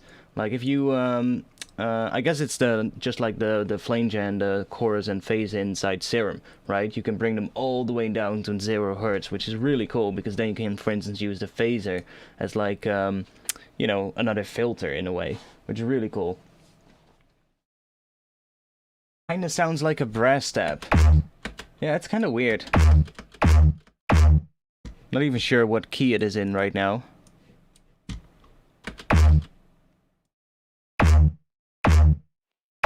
Oh, it's D sharp still. Okay, that's good.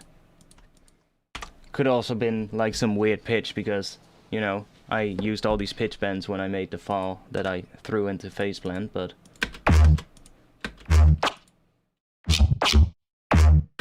Oh, well, only the last one is nice. I think that's the automation that I did on the macro, yeah.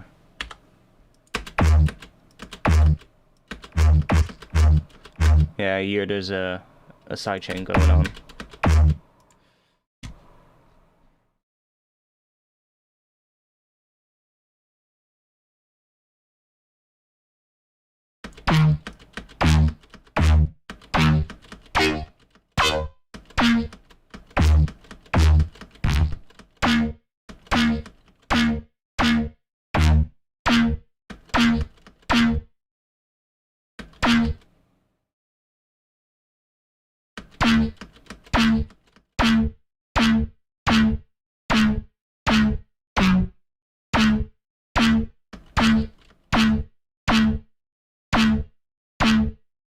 Needs to be layered with like an actual bass hit with some good sub, but I'm just listening to the tone of that sound and I kind of like what that is doing.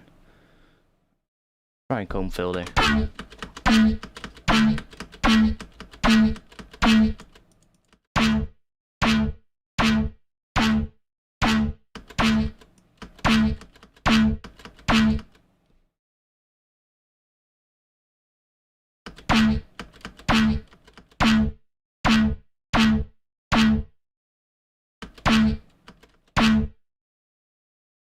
I'm just seeing what weirdness I can do with this sound right now, what I can make from it. Face distortion is a little weird sometimes. Let's try disperser.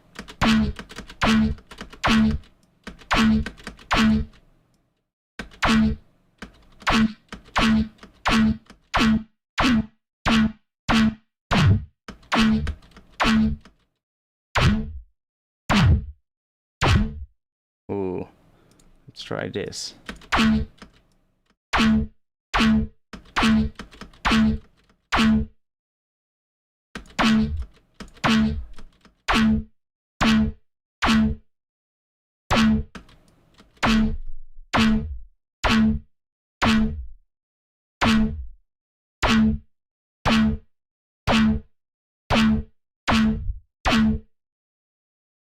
Do that with this one. Whoa, that's weird.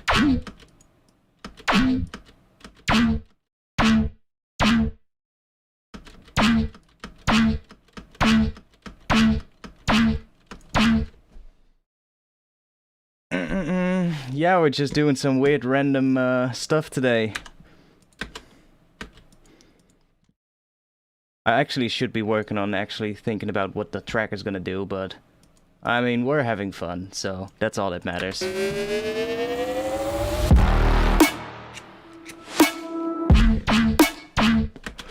Like, that sound is so weird right now, it doesn't fit at all, but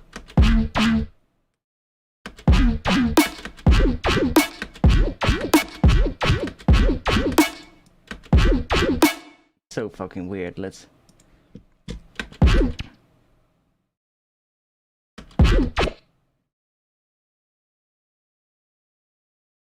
when in doubt, add more OTT.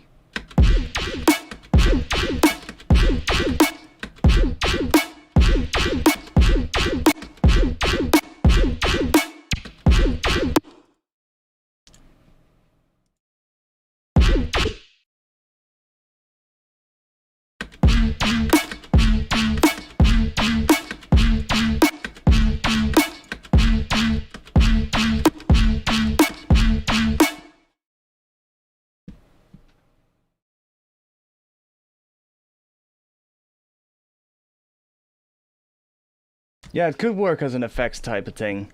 Definitely. Let me listen to the intro real quick and kind of get an idea going of what I can do in here. I really do think that this pattern is going to be fun to do.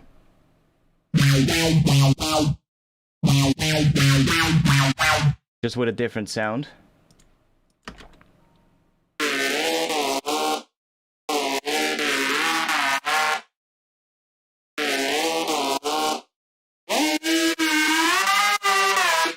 That's gonna be fun.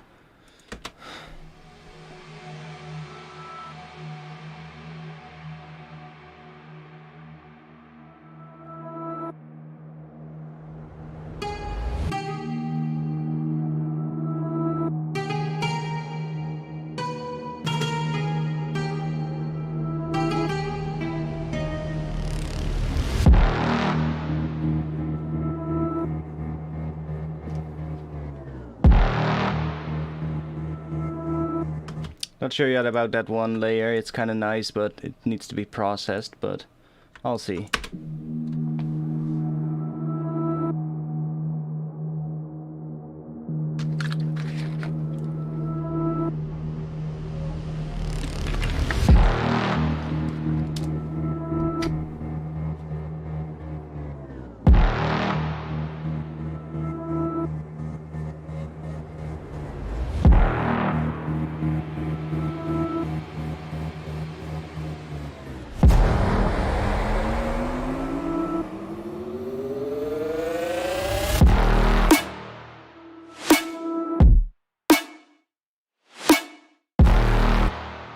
Yeah, I definitely think I'm maybe even gonna bring these kicks in as well here.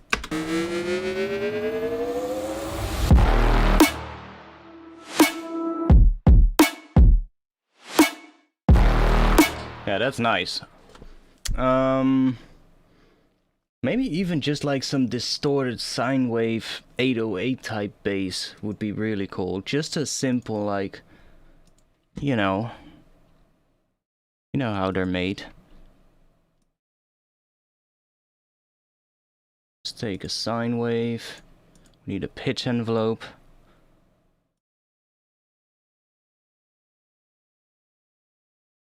Unipolar one shot. Something like this. Assign that to here.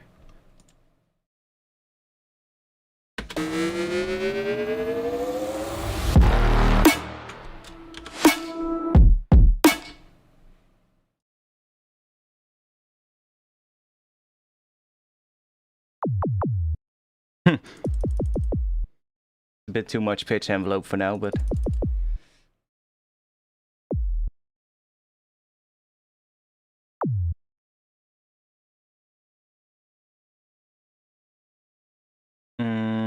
let's do that. Go to here. I'm gonna turn the sidechain off for now, so I can hear what I'm doing.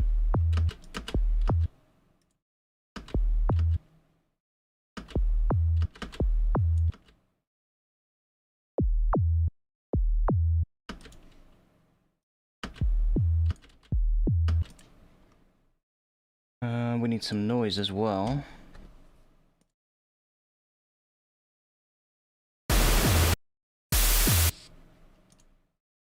The high pass filter after the noise.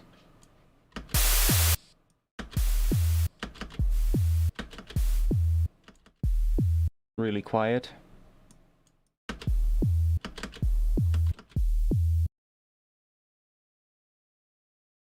Distortion on it.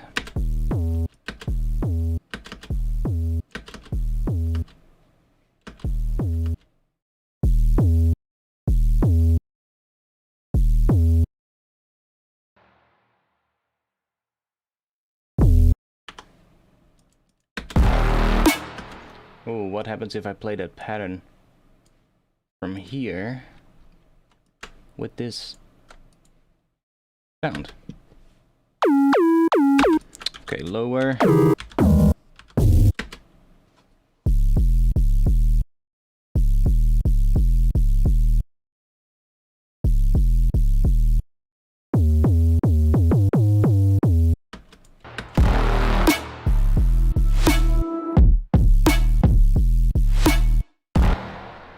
Okay, we need the sidechain again.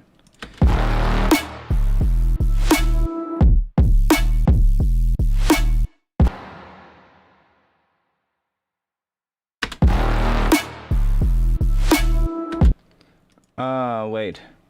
These kick drums are completely different from this one. That one is nice and short. Oh, this one is much shorter. Oh, I cut that one shorter, didn't I?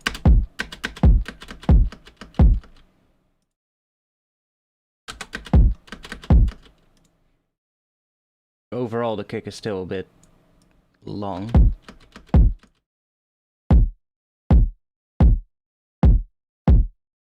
Might need a better, like, trench into it. A little bit of a click at the start, maybe, but I do think I like the kick drum a bit shorter, though.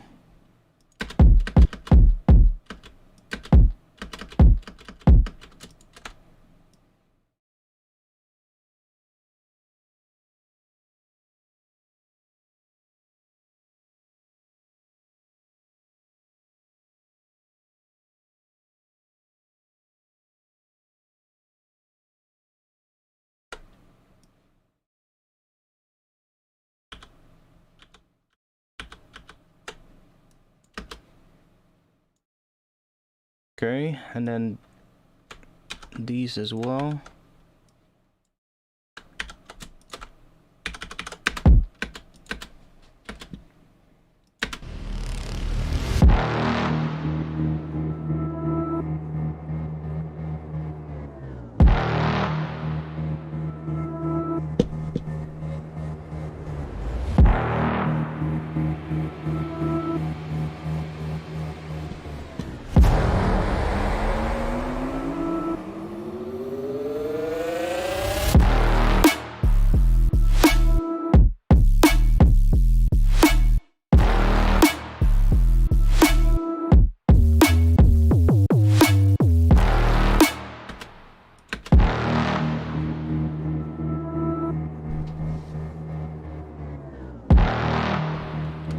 Oh, I mean no man, this is how I work always. I love working in audio, man, for drums, because then I can see where everything is, where everything aligns.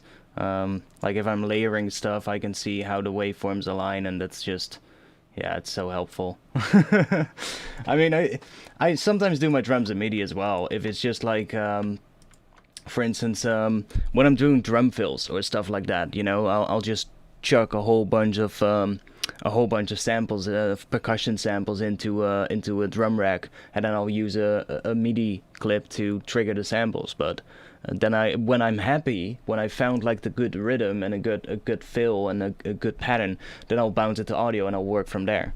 That's usually what I do, because then I can also, you know, like tighten the hits up using by just chopping them into single hits and then fading them out, stuff like that, which is great. And just, you know, stuff like reversing samples. The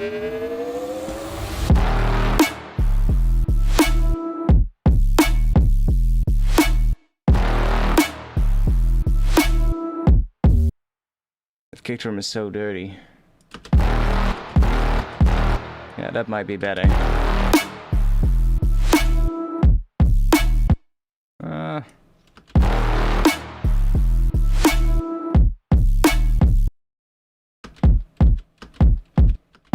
Yeah, I think it might need like a good transient, because it's still a little... Could try using... where is it?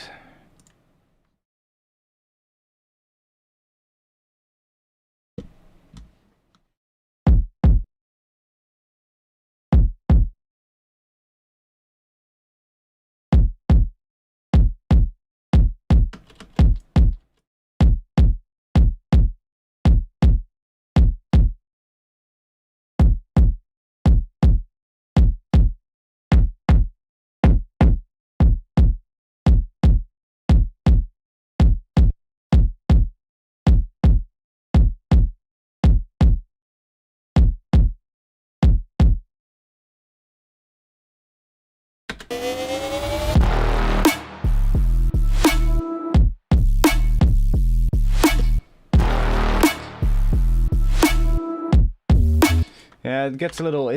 I don't really like the transient yet, but that's something that I can fix later. I love just doing sound design like crazy. Like, if you look at what the intro is as well, like, it's all those... This is all bounced down. There's so much automation already into some of these files. Like this one, for instance. I bounced this down to audio because there was so much stuff happening in this whole file. It's using so much CPU. I'm just, you know, going all out with that and then just bouncing it to audio to when I'm happy. I like working in audio, it's easy. And like from here there's even more automation going on, of course, which changes it up even further. It's kind of the whole resampling thing, right? It's not needed, but it does help making sounds more interesting and that are harder to recreate, if you get what I mean.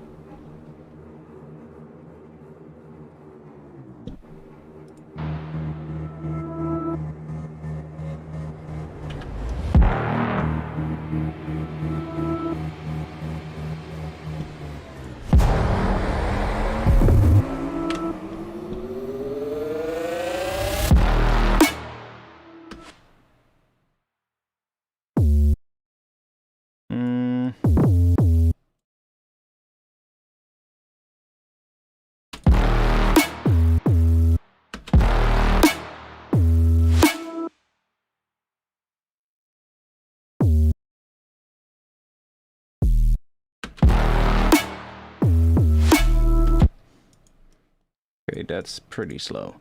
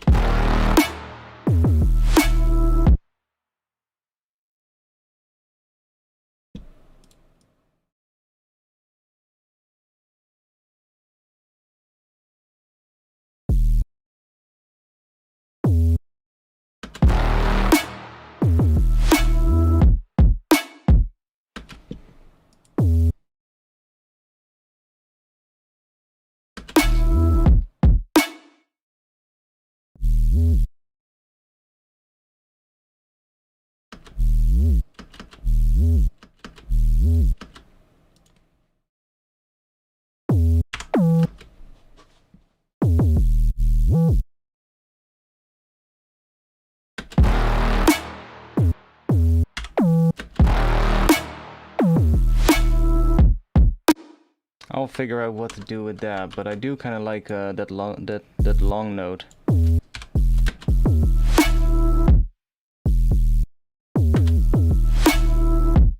That might be better.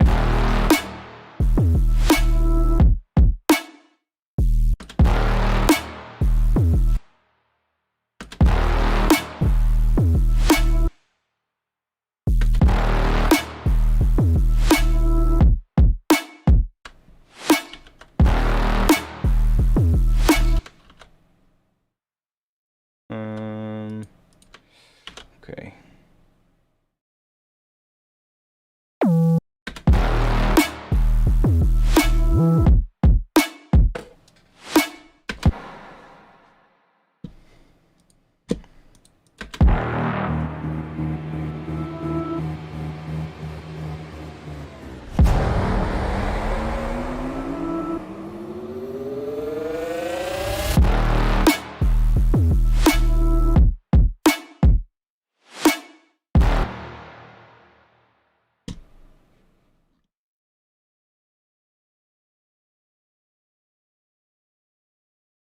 Oh wait, now I know.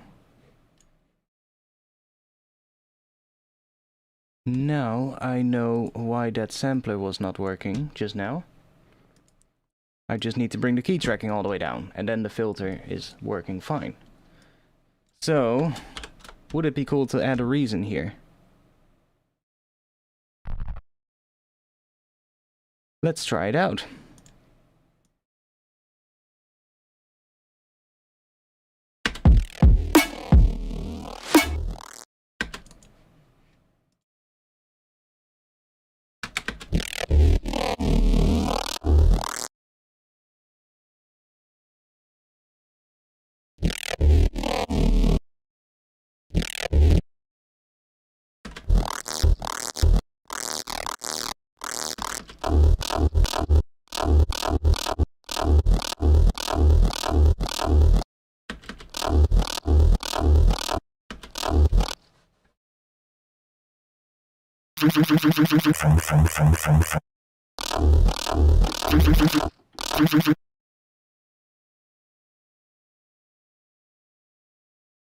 We need one voice and we need a glide.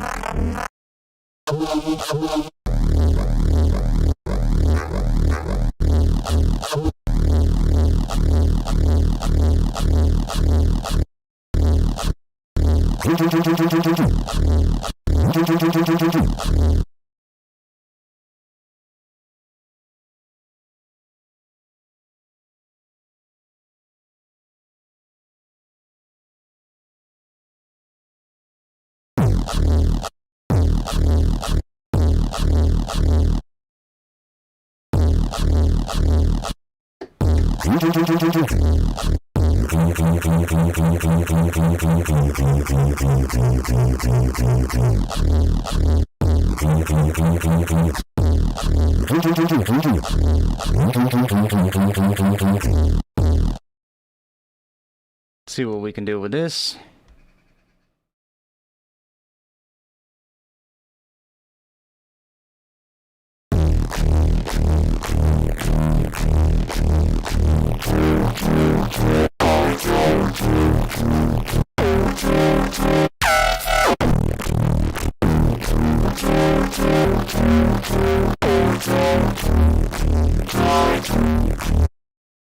Automating that is going to be fun.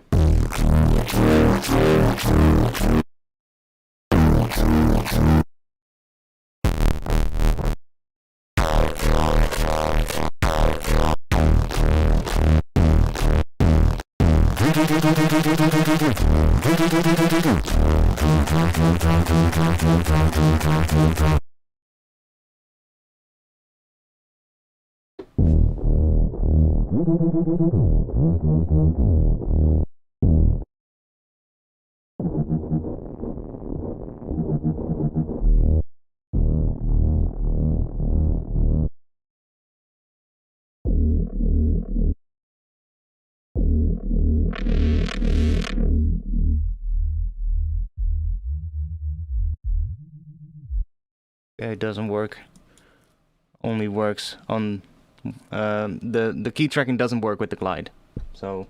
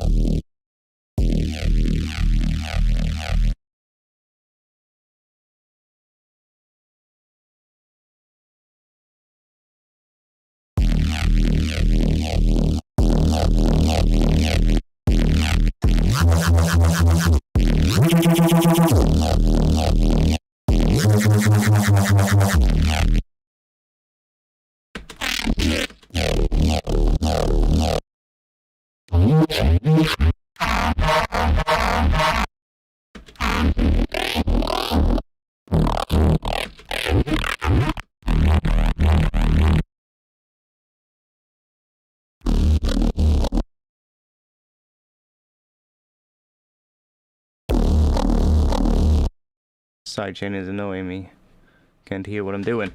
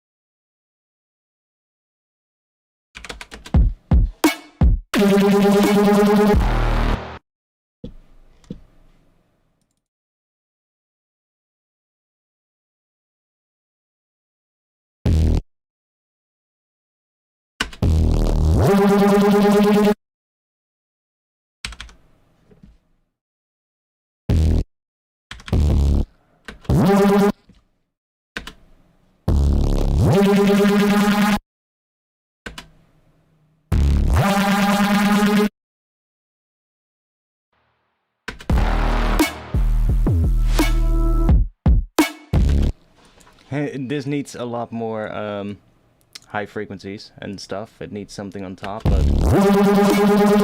And this is super distorted.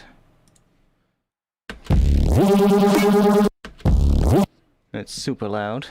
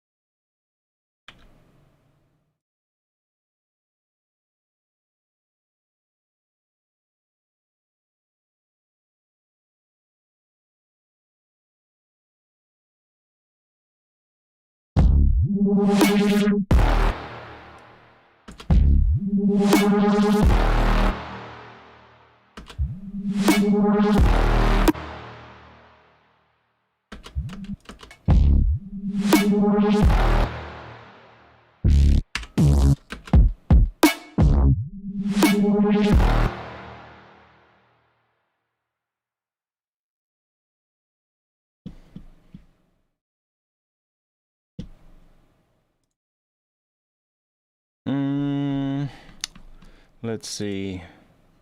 Isotope trash on that.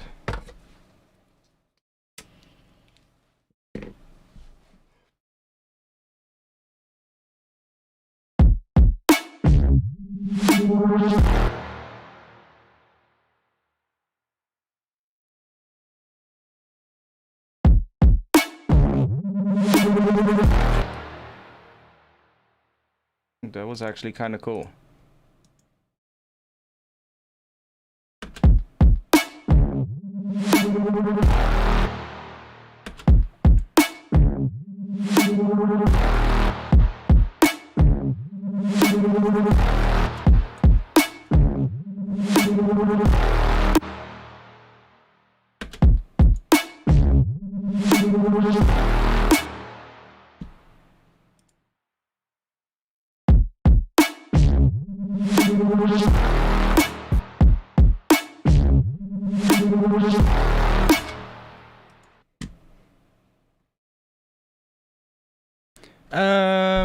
What else? What else? Let's do a bit of this.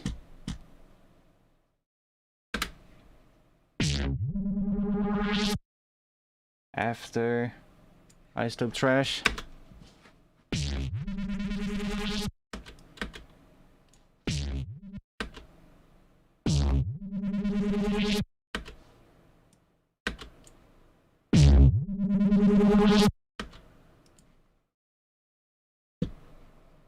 And then maybe a reverb on it.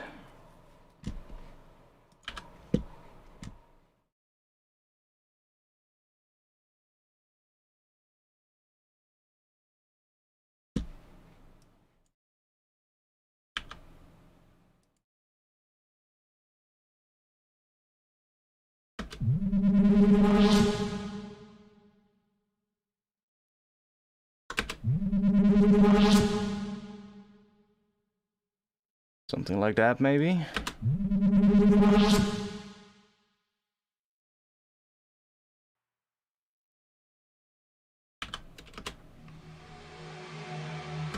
Let me record the audio real quick so I can see how loud we are.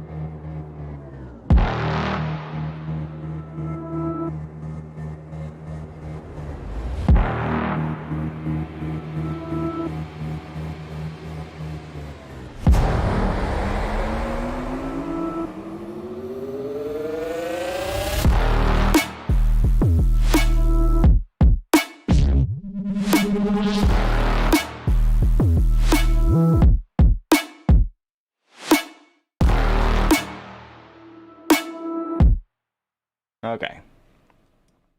See, that one bass can definitely be fattened up. This one. Start with doing this.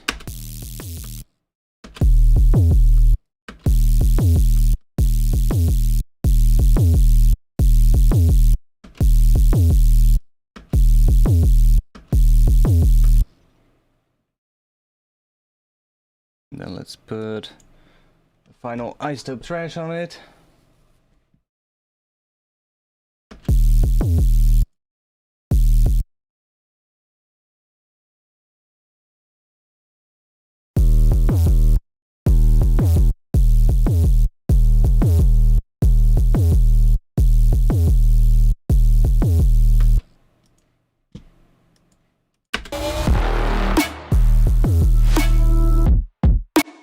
Okay, that's louder now.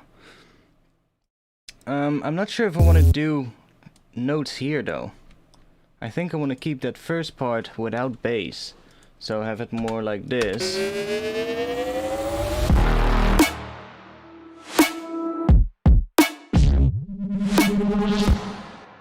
And this one is probably gonna come in later. Probably on the last part.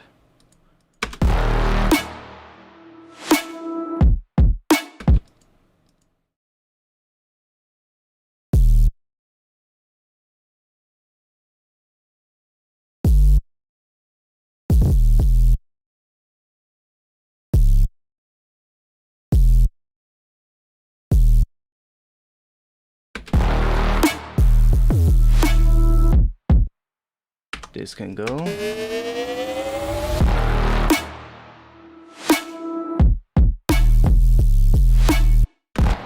Oh yeah, now I also gotta think about that.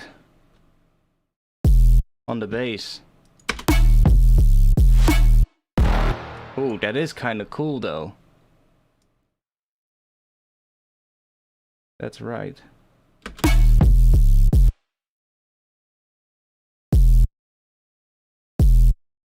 Like a little bit of swing, but does work.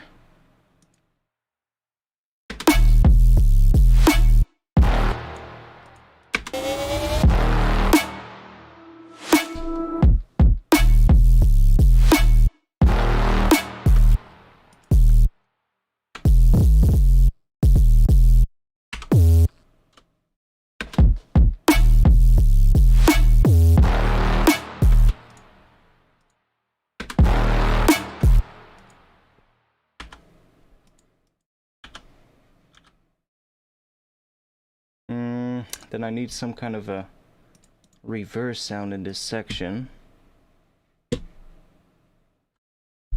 Let's see what I have.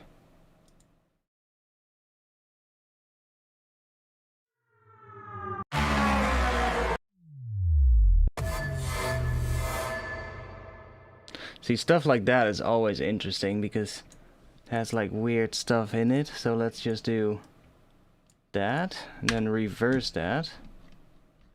Then we get like all kinds of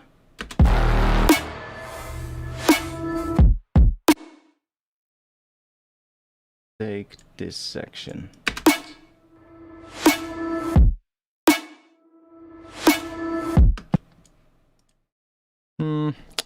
Maybe something else.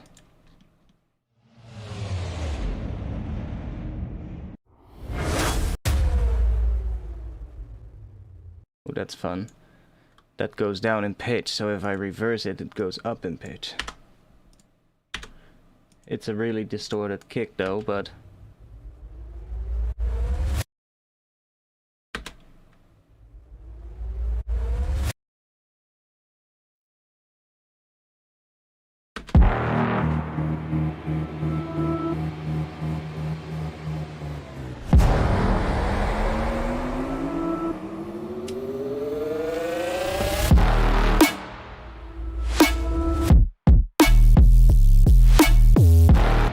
that actually worked pretty well.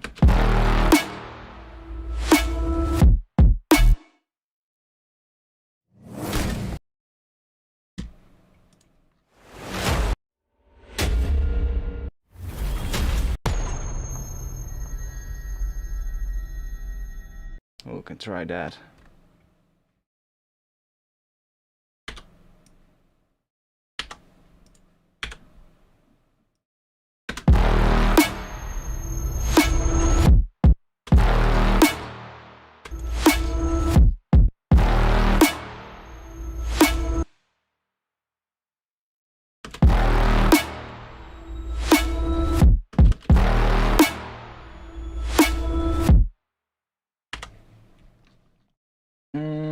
What layer gives the snare that ring?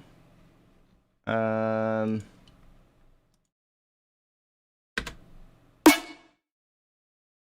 it.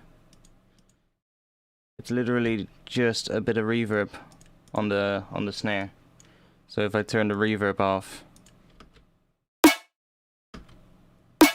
that's the snare.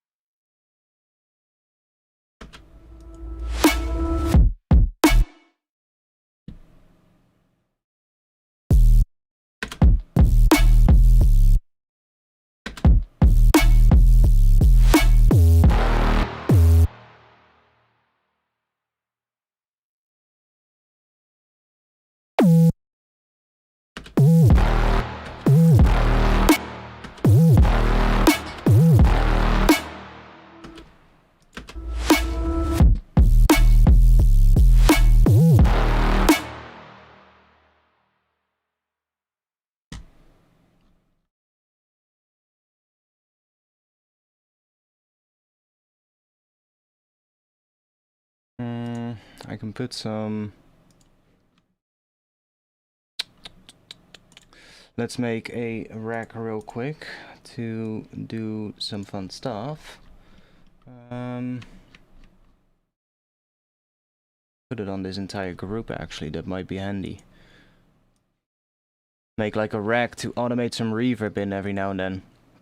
So just take a reverb, keep it 100% wet but pretty long.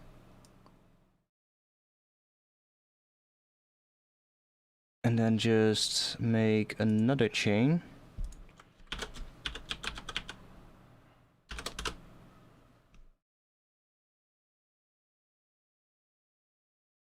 Or no, I don't have to put it inside of a... I don't have to put it inside of a rack.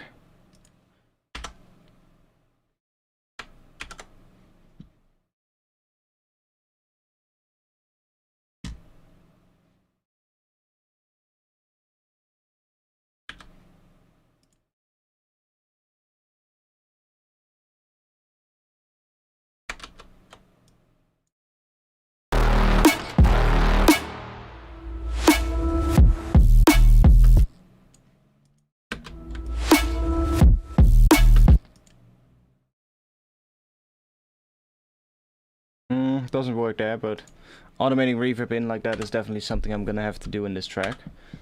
Yeah, the snare is pretty nice. It actually, it was this snare before.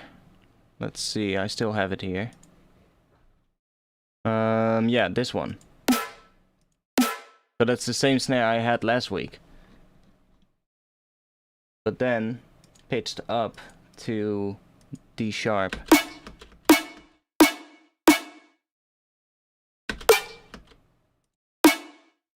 It's actually pitched up, and then shifted down with a frequency shifter.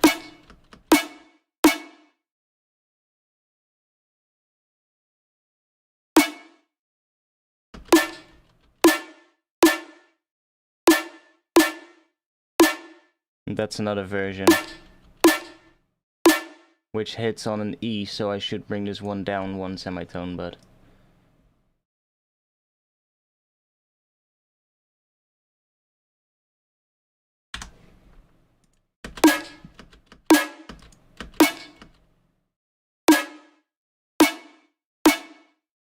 I just like this one with that frequency shift. It created a different transient, which is... I might even take both and fade them into each other. Like take this part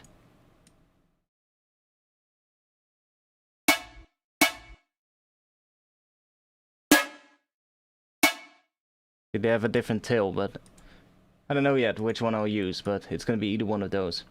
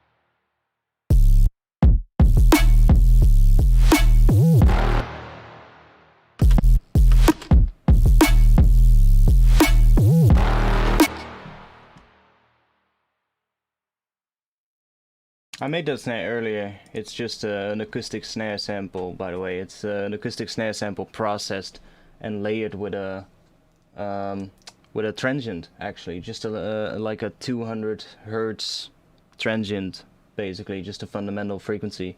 I think it was a synthesized layer, and then just added that to the acoustic sample. And then distorted and, well, saturated. Transient shapers on it, stuff like that. A whole bunch of stuff on it. I like how it turned out though.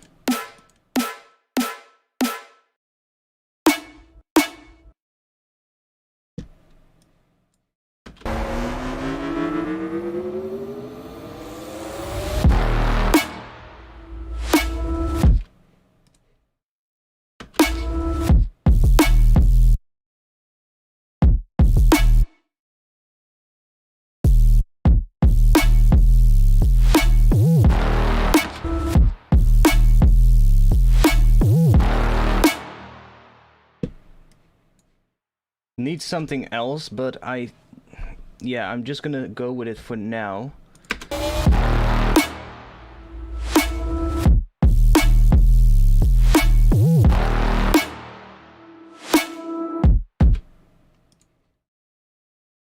I'm probably not gonna use that reverse piano this often.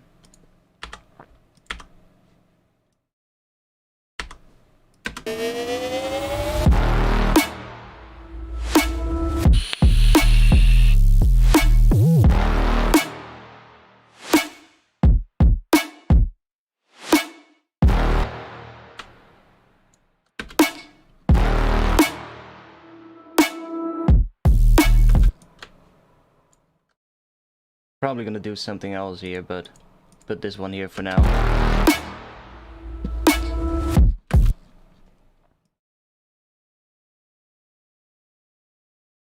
Can even take a snare out here, maybe.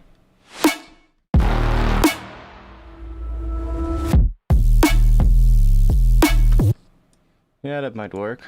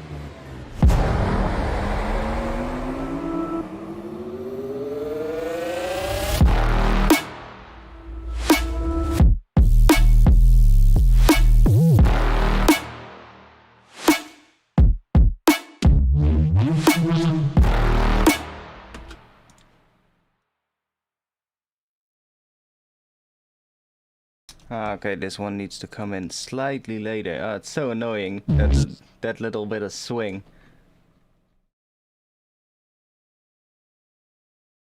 It's like just a little bit off, but that does give it like that weird feeling that the track has. I like that though.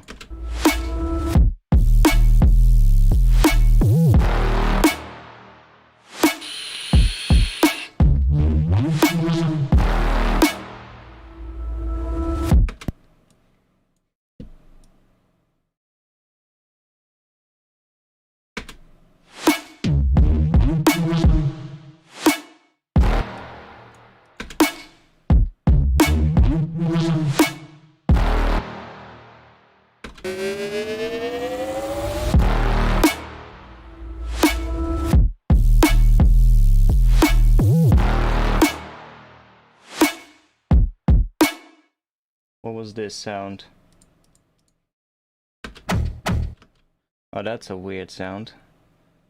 See if I can put that in somewhere.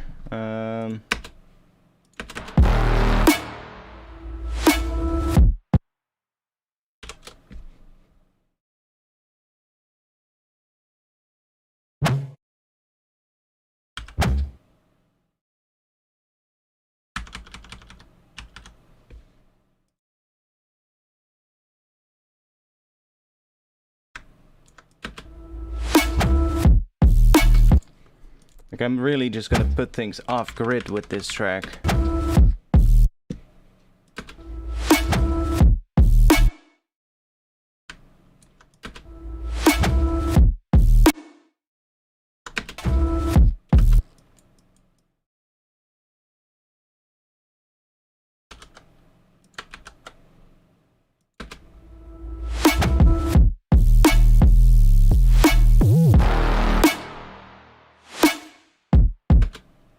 Oh yeah, then that kick needs to be off again.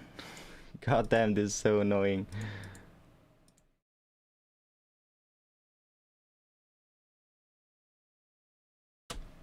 See, this one then needs to be slightly off.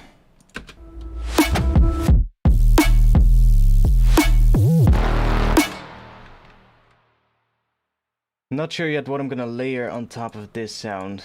Something needs to be added on top of here. Not sure yet what.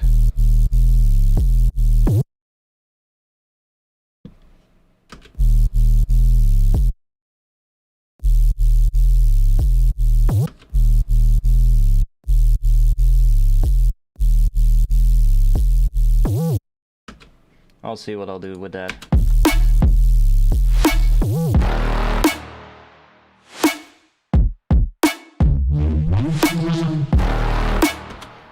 want something as well here. I'm not sure what.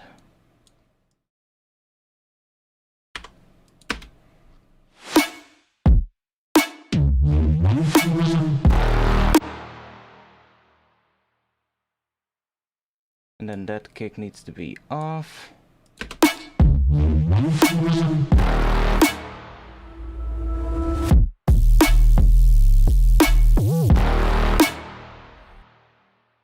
Okay, let me copy that kick pattern.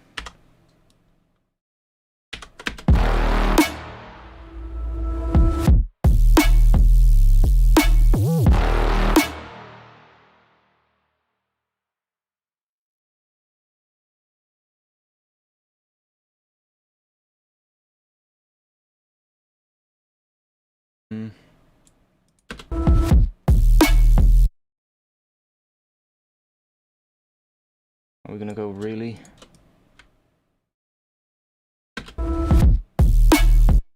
No.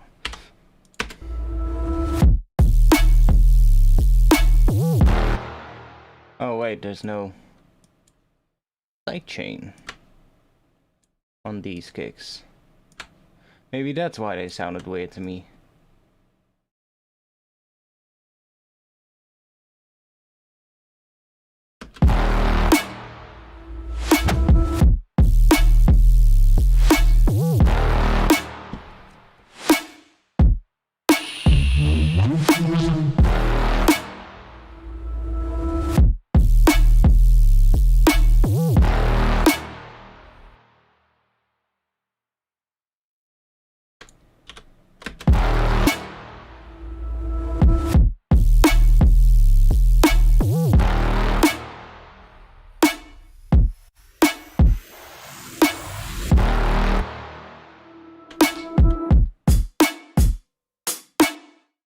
Okay, I really need to get rid of some of the sidechain as well. Some sidechain is really heavy in this track. I'm not sure why I did that, but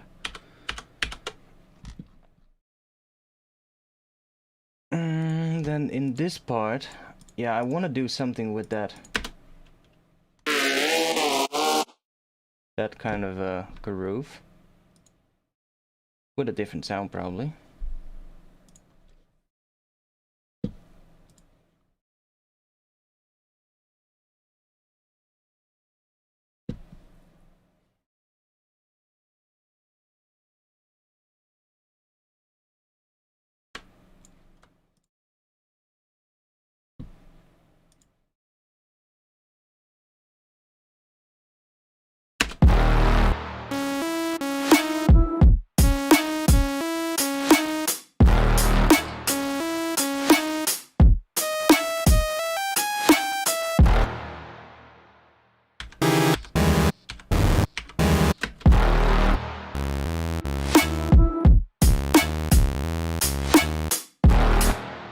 Like, what are they? I think they're off even more than what the kicks are doing. Yeah, they are.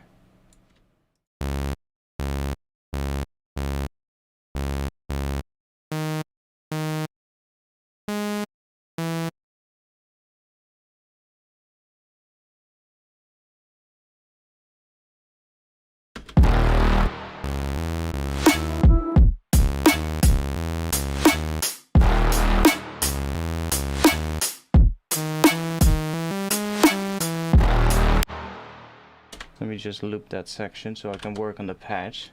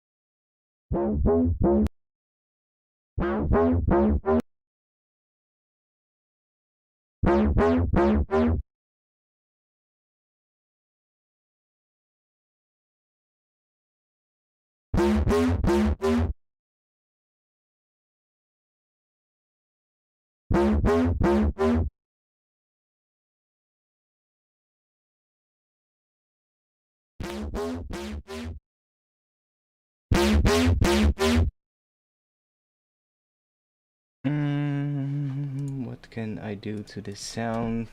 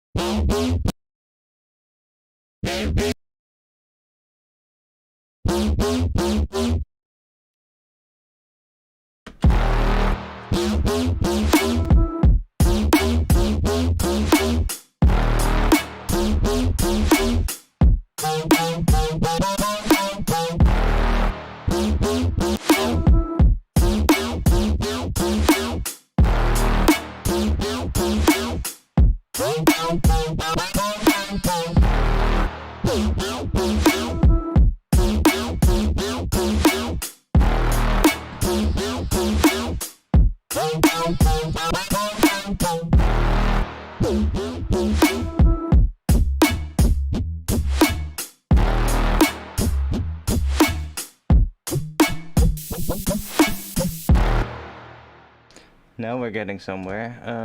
What can I use that could be fun? Maybe this one.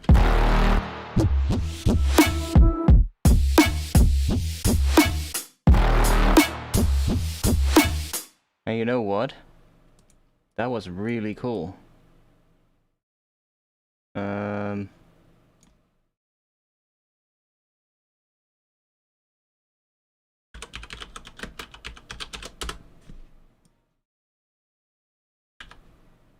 having this come up during the first hour. Oh. Do that.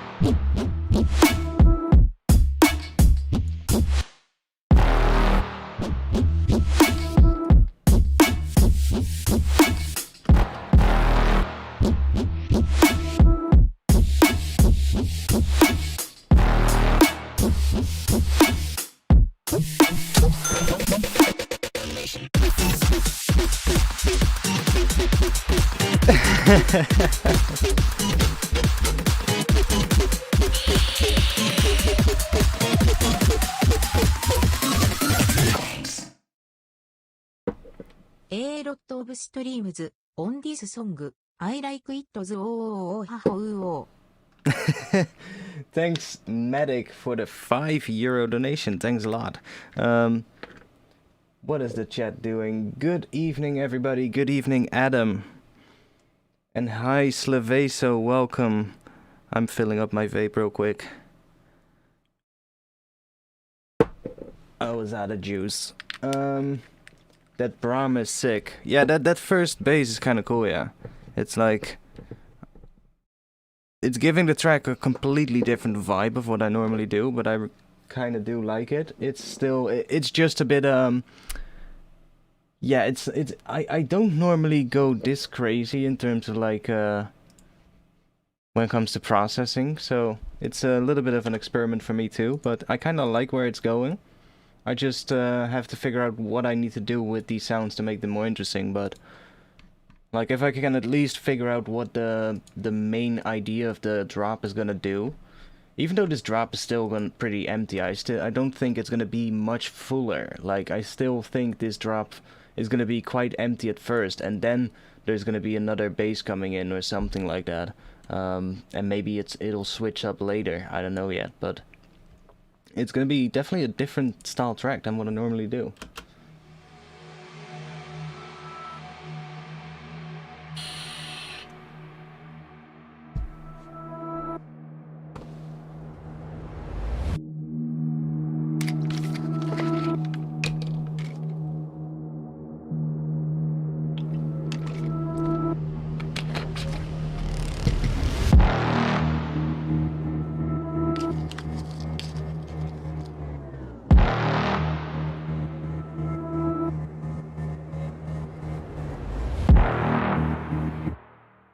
But even maybe...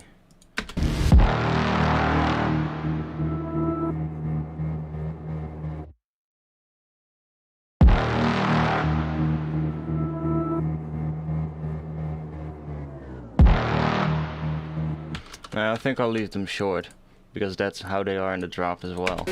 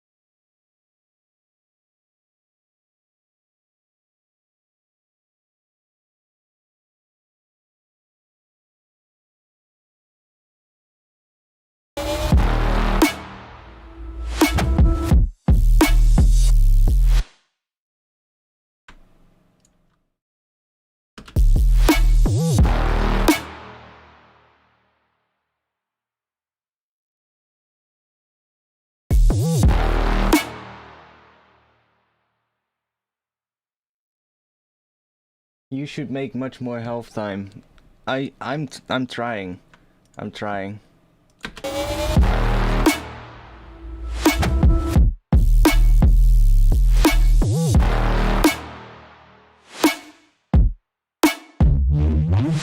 What am I gonna do in this section?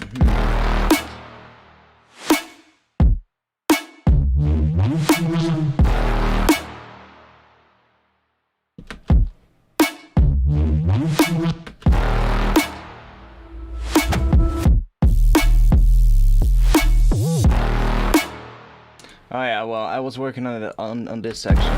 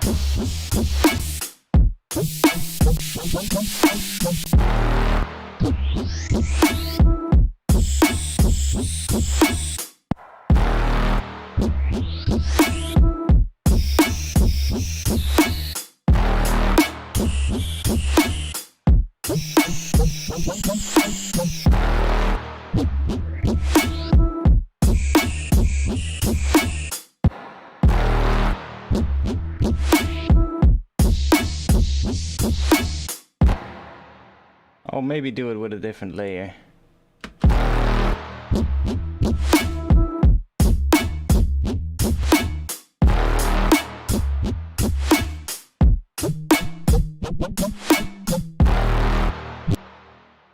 So this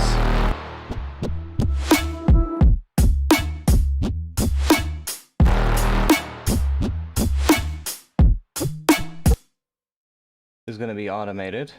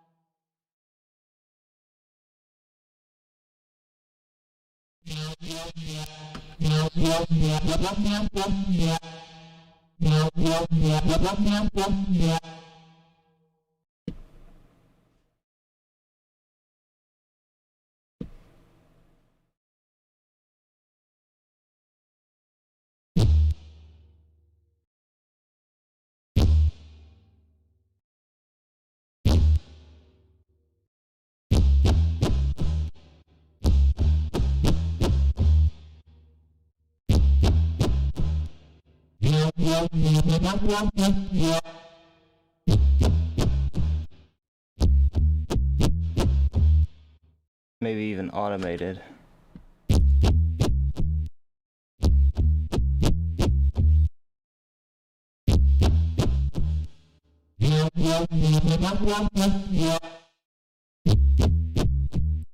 I'll probably do it on a send instead so that it can ring out. That'll be nice.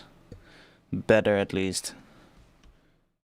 But then it's not brought up by the OTT though. Interesting. Well, I guess I can do it like this.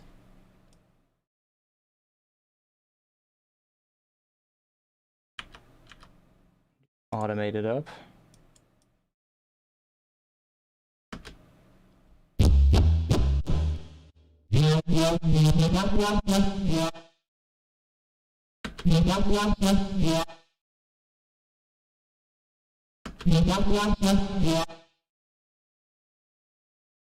Then it goes down again, so.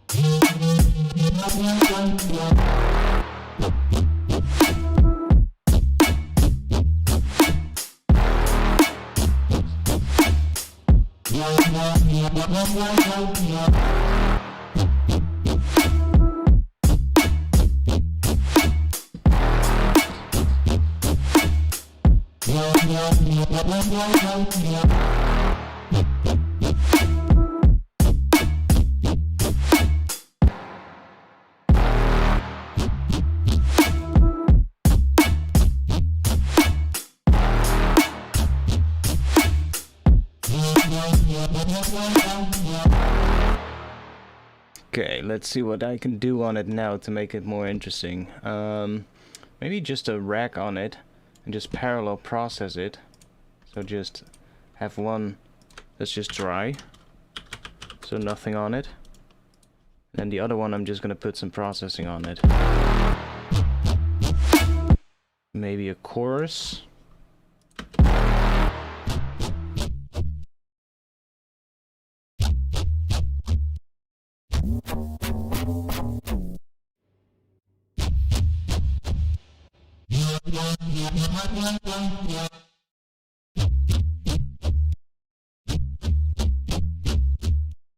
Put a phaser on it.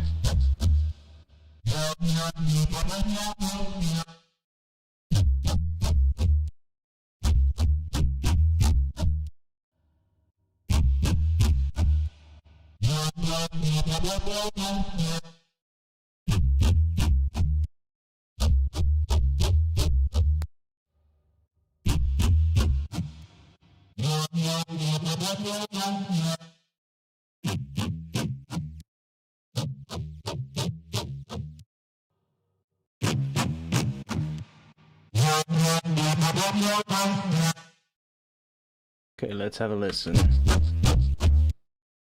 Okay, interesting.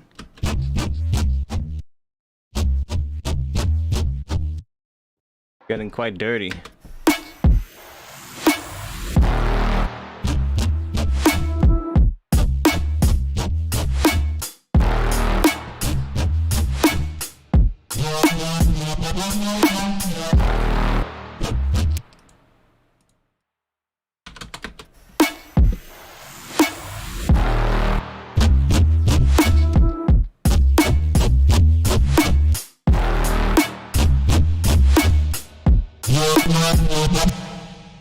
Those high notes really become too loud, but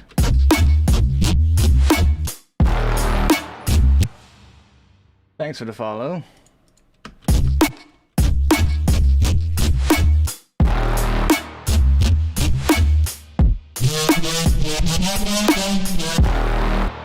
But I could automate that, that's fine.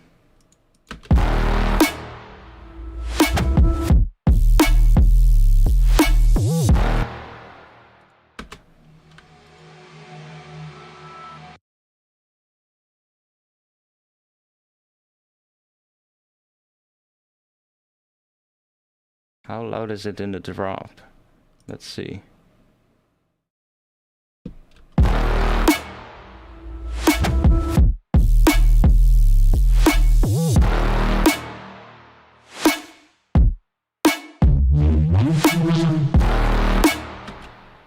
Like, those sounds I'm not happy with yet, but just boost the volume a bit. I can also, that's also something I could try. Just to quickly make it all feel a bit more heavier. Wow, good speaking. Just saturate it a little bit, the entire track. And then I can always, you know, when I'm done with the track, I'll just take that off and I'll just mix it properly and add some saturation to the elements that actually need it. But this does help to kind of give it a bit more, you know, a bit more grit. Just to, I don't know, sometimes an overdrive can be nice, although that is sometimes quite heavy.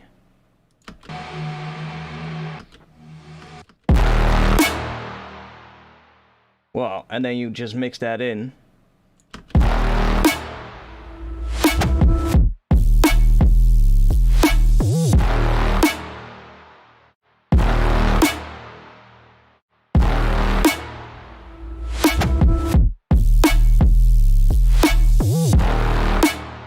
So now it's all a little bit louder. Just quick mastering.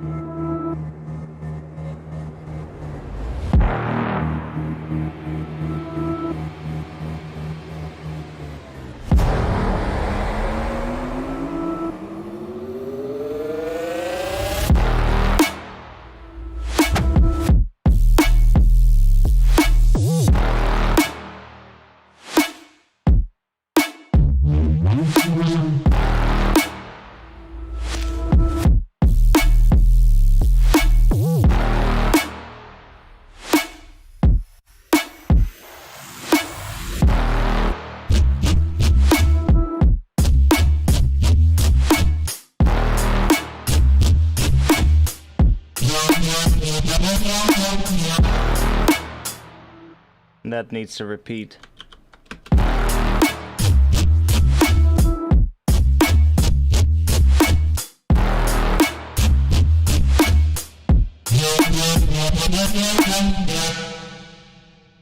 And I want it to be slightly, well, like some of these are really long now. Let's go into here, then take this. Thanks for the follow again.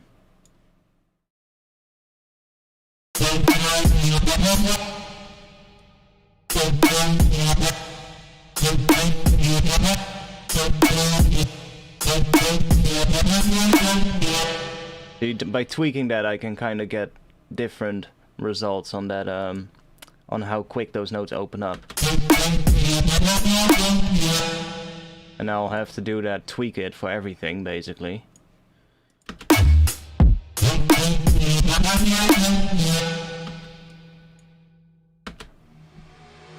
Oh man, my ears are getting fatigued.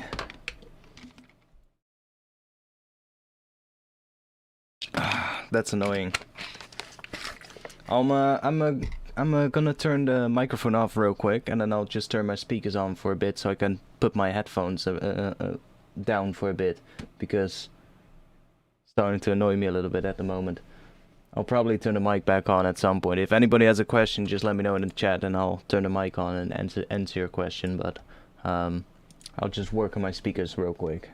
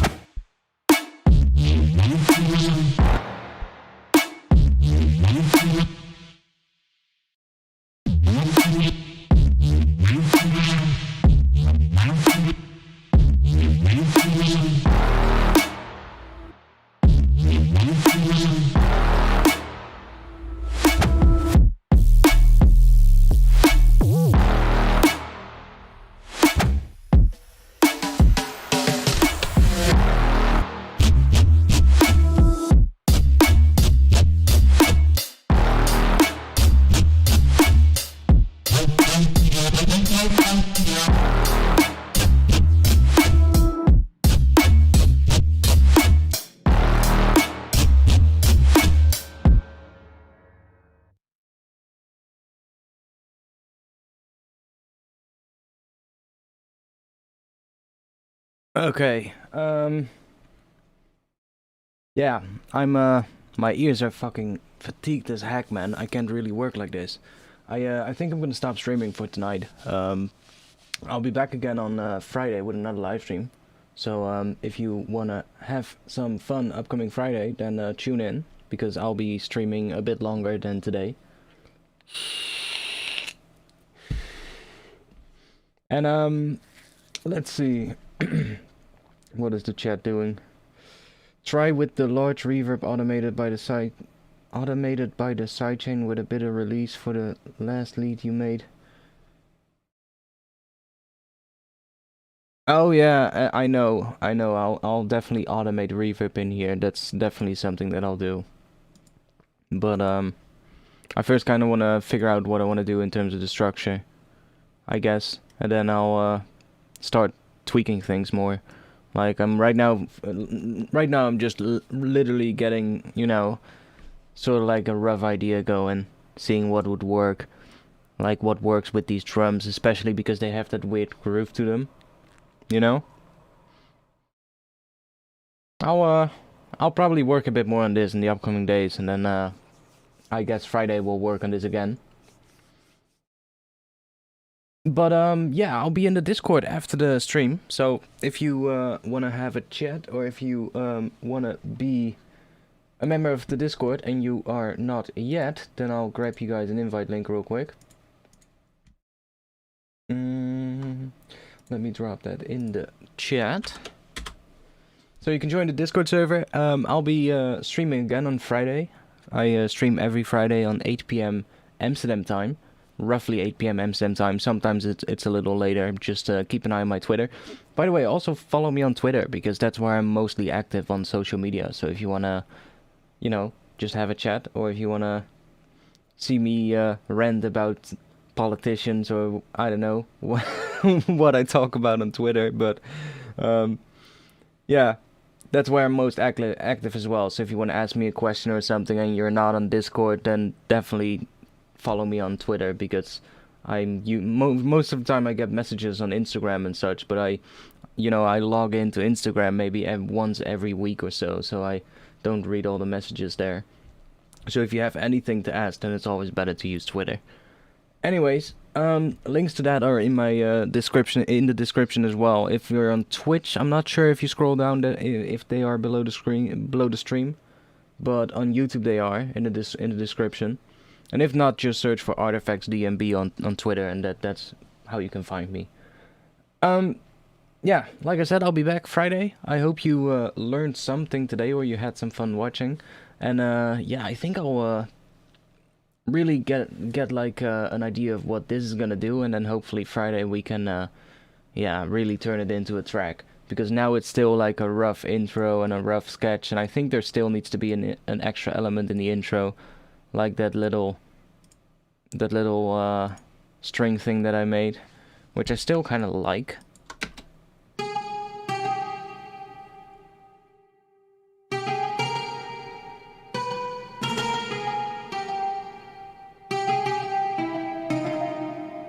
I'll see if I can put that in. Anyways, like I said, I'll be back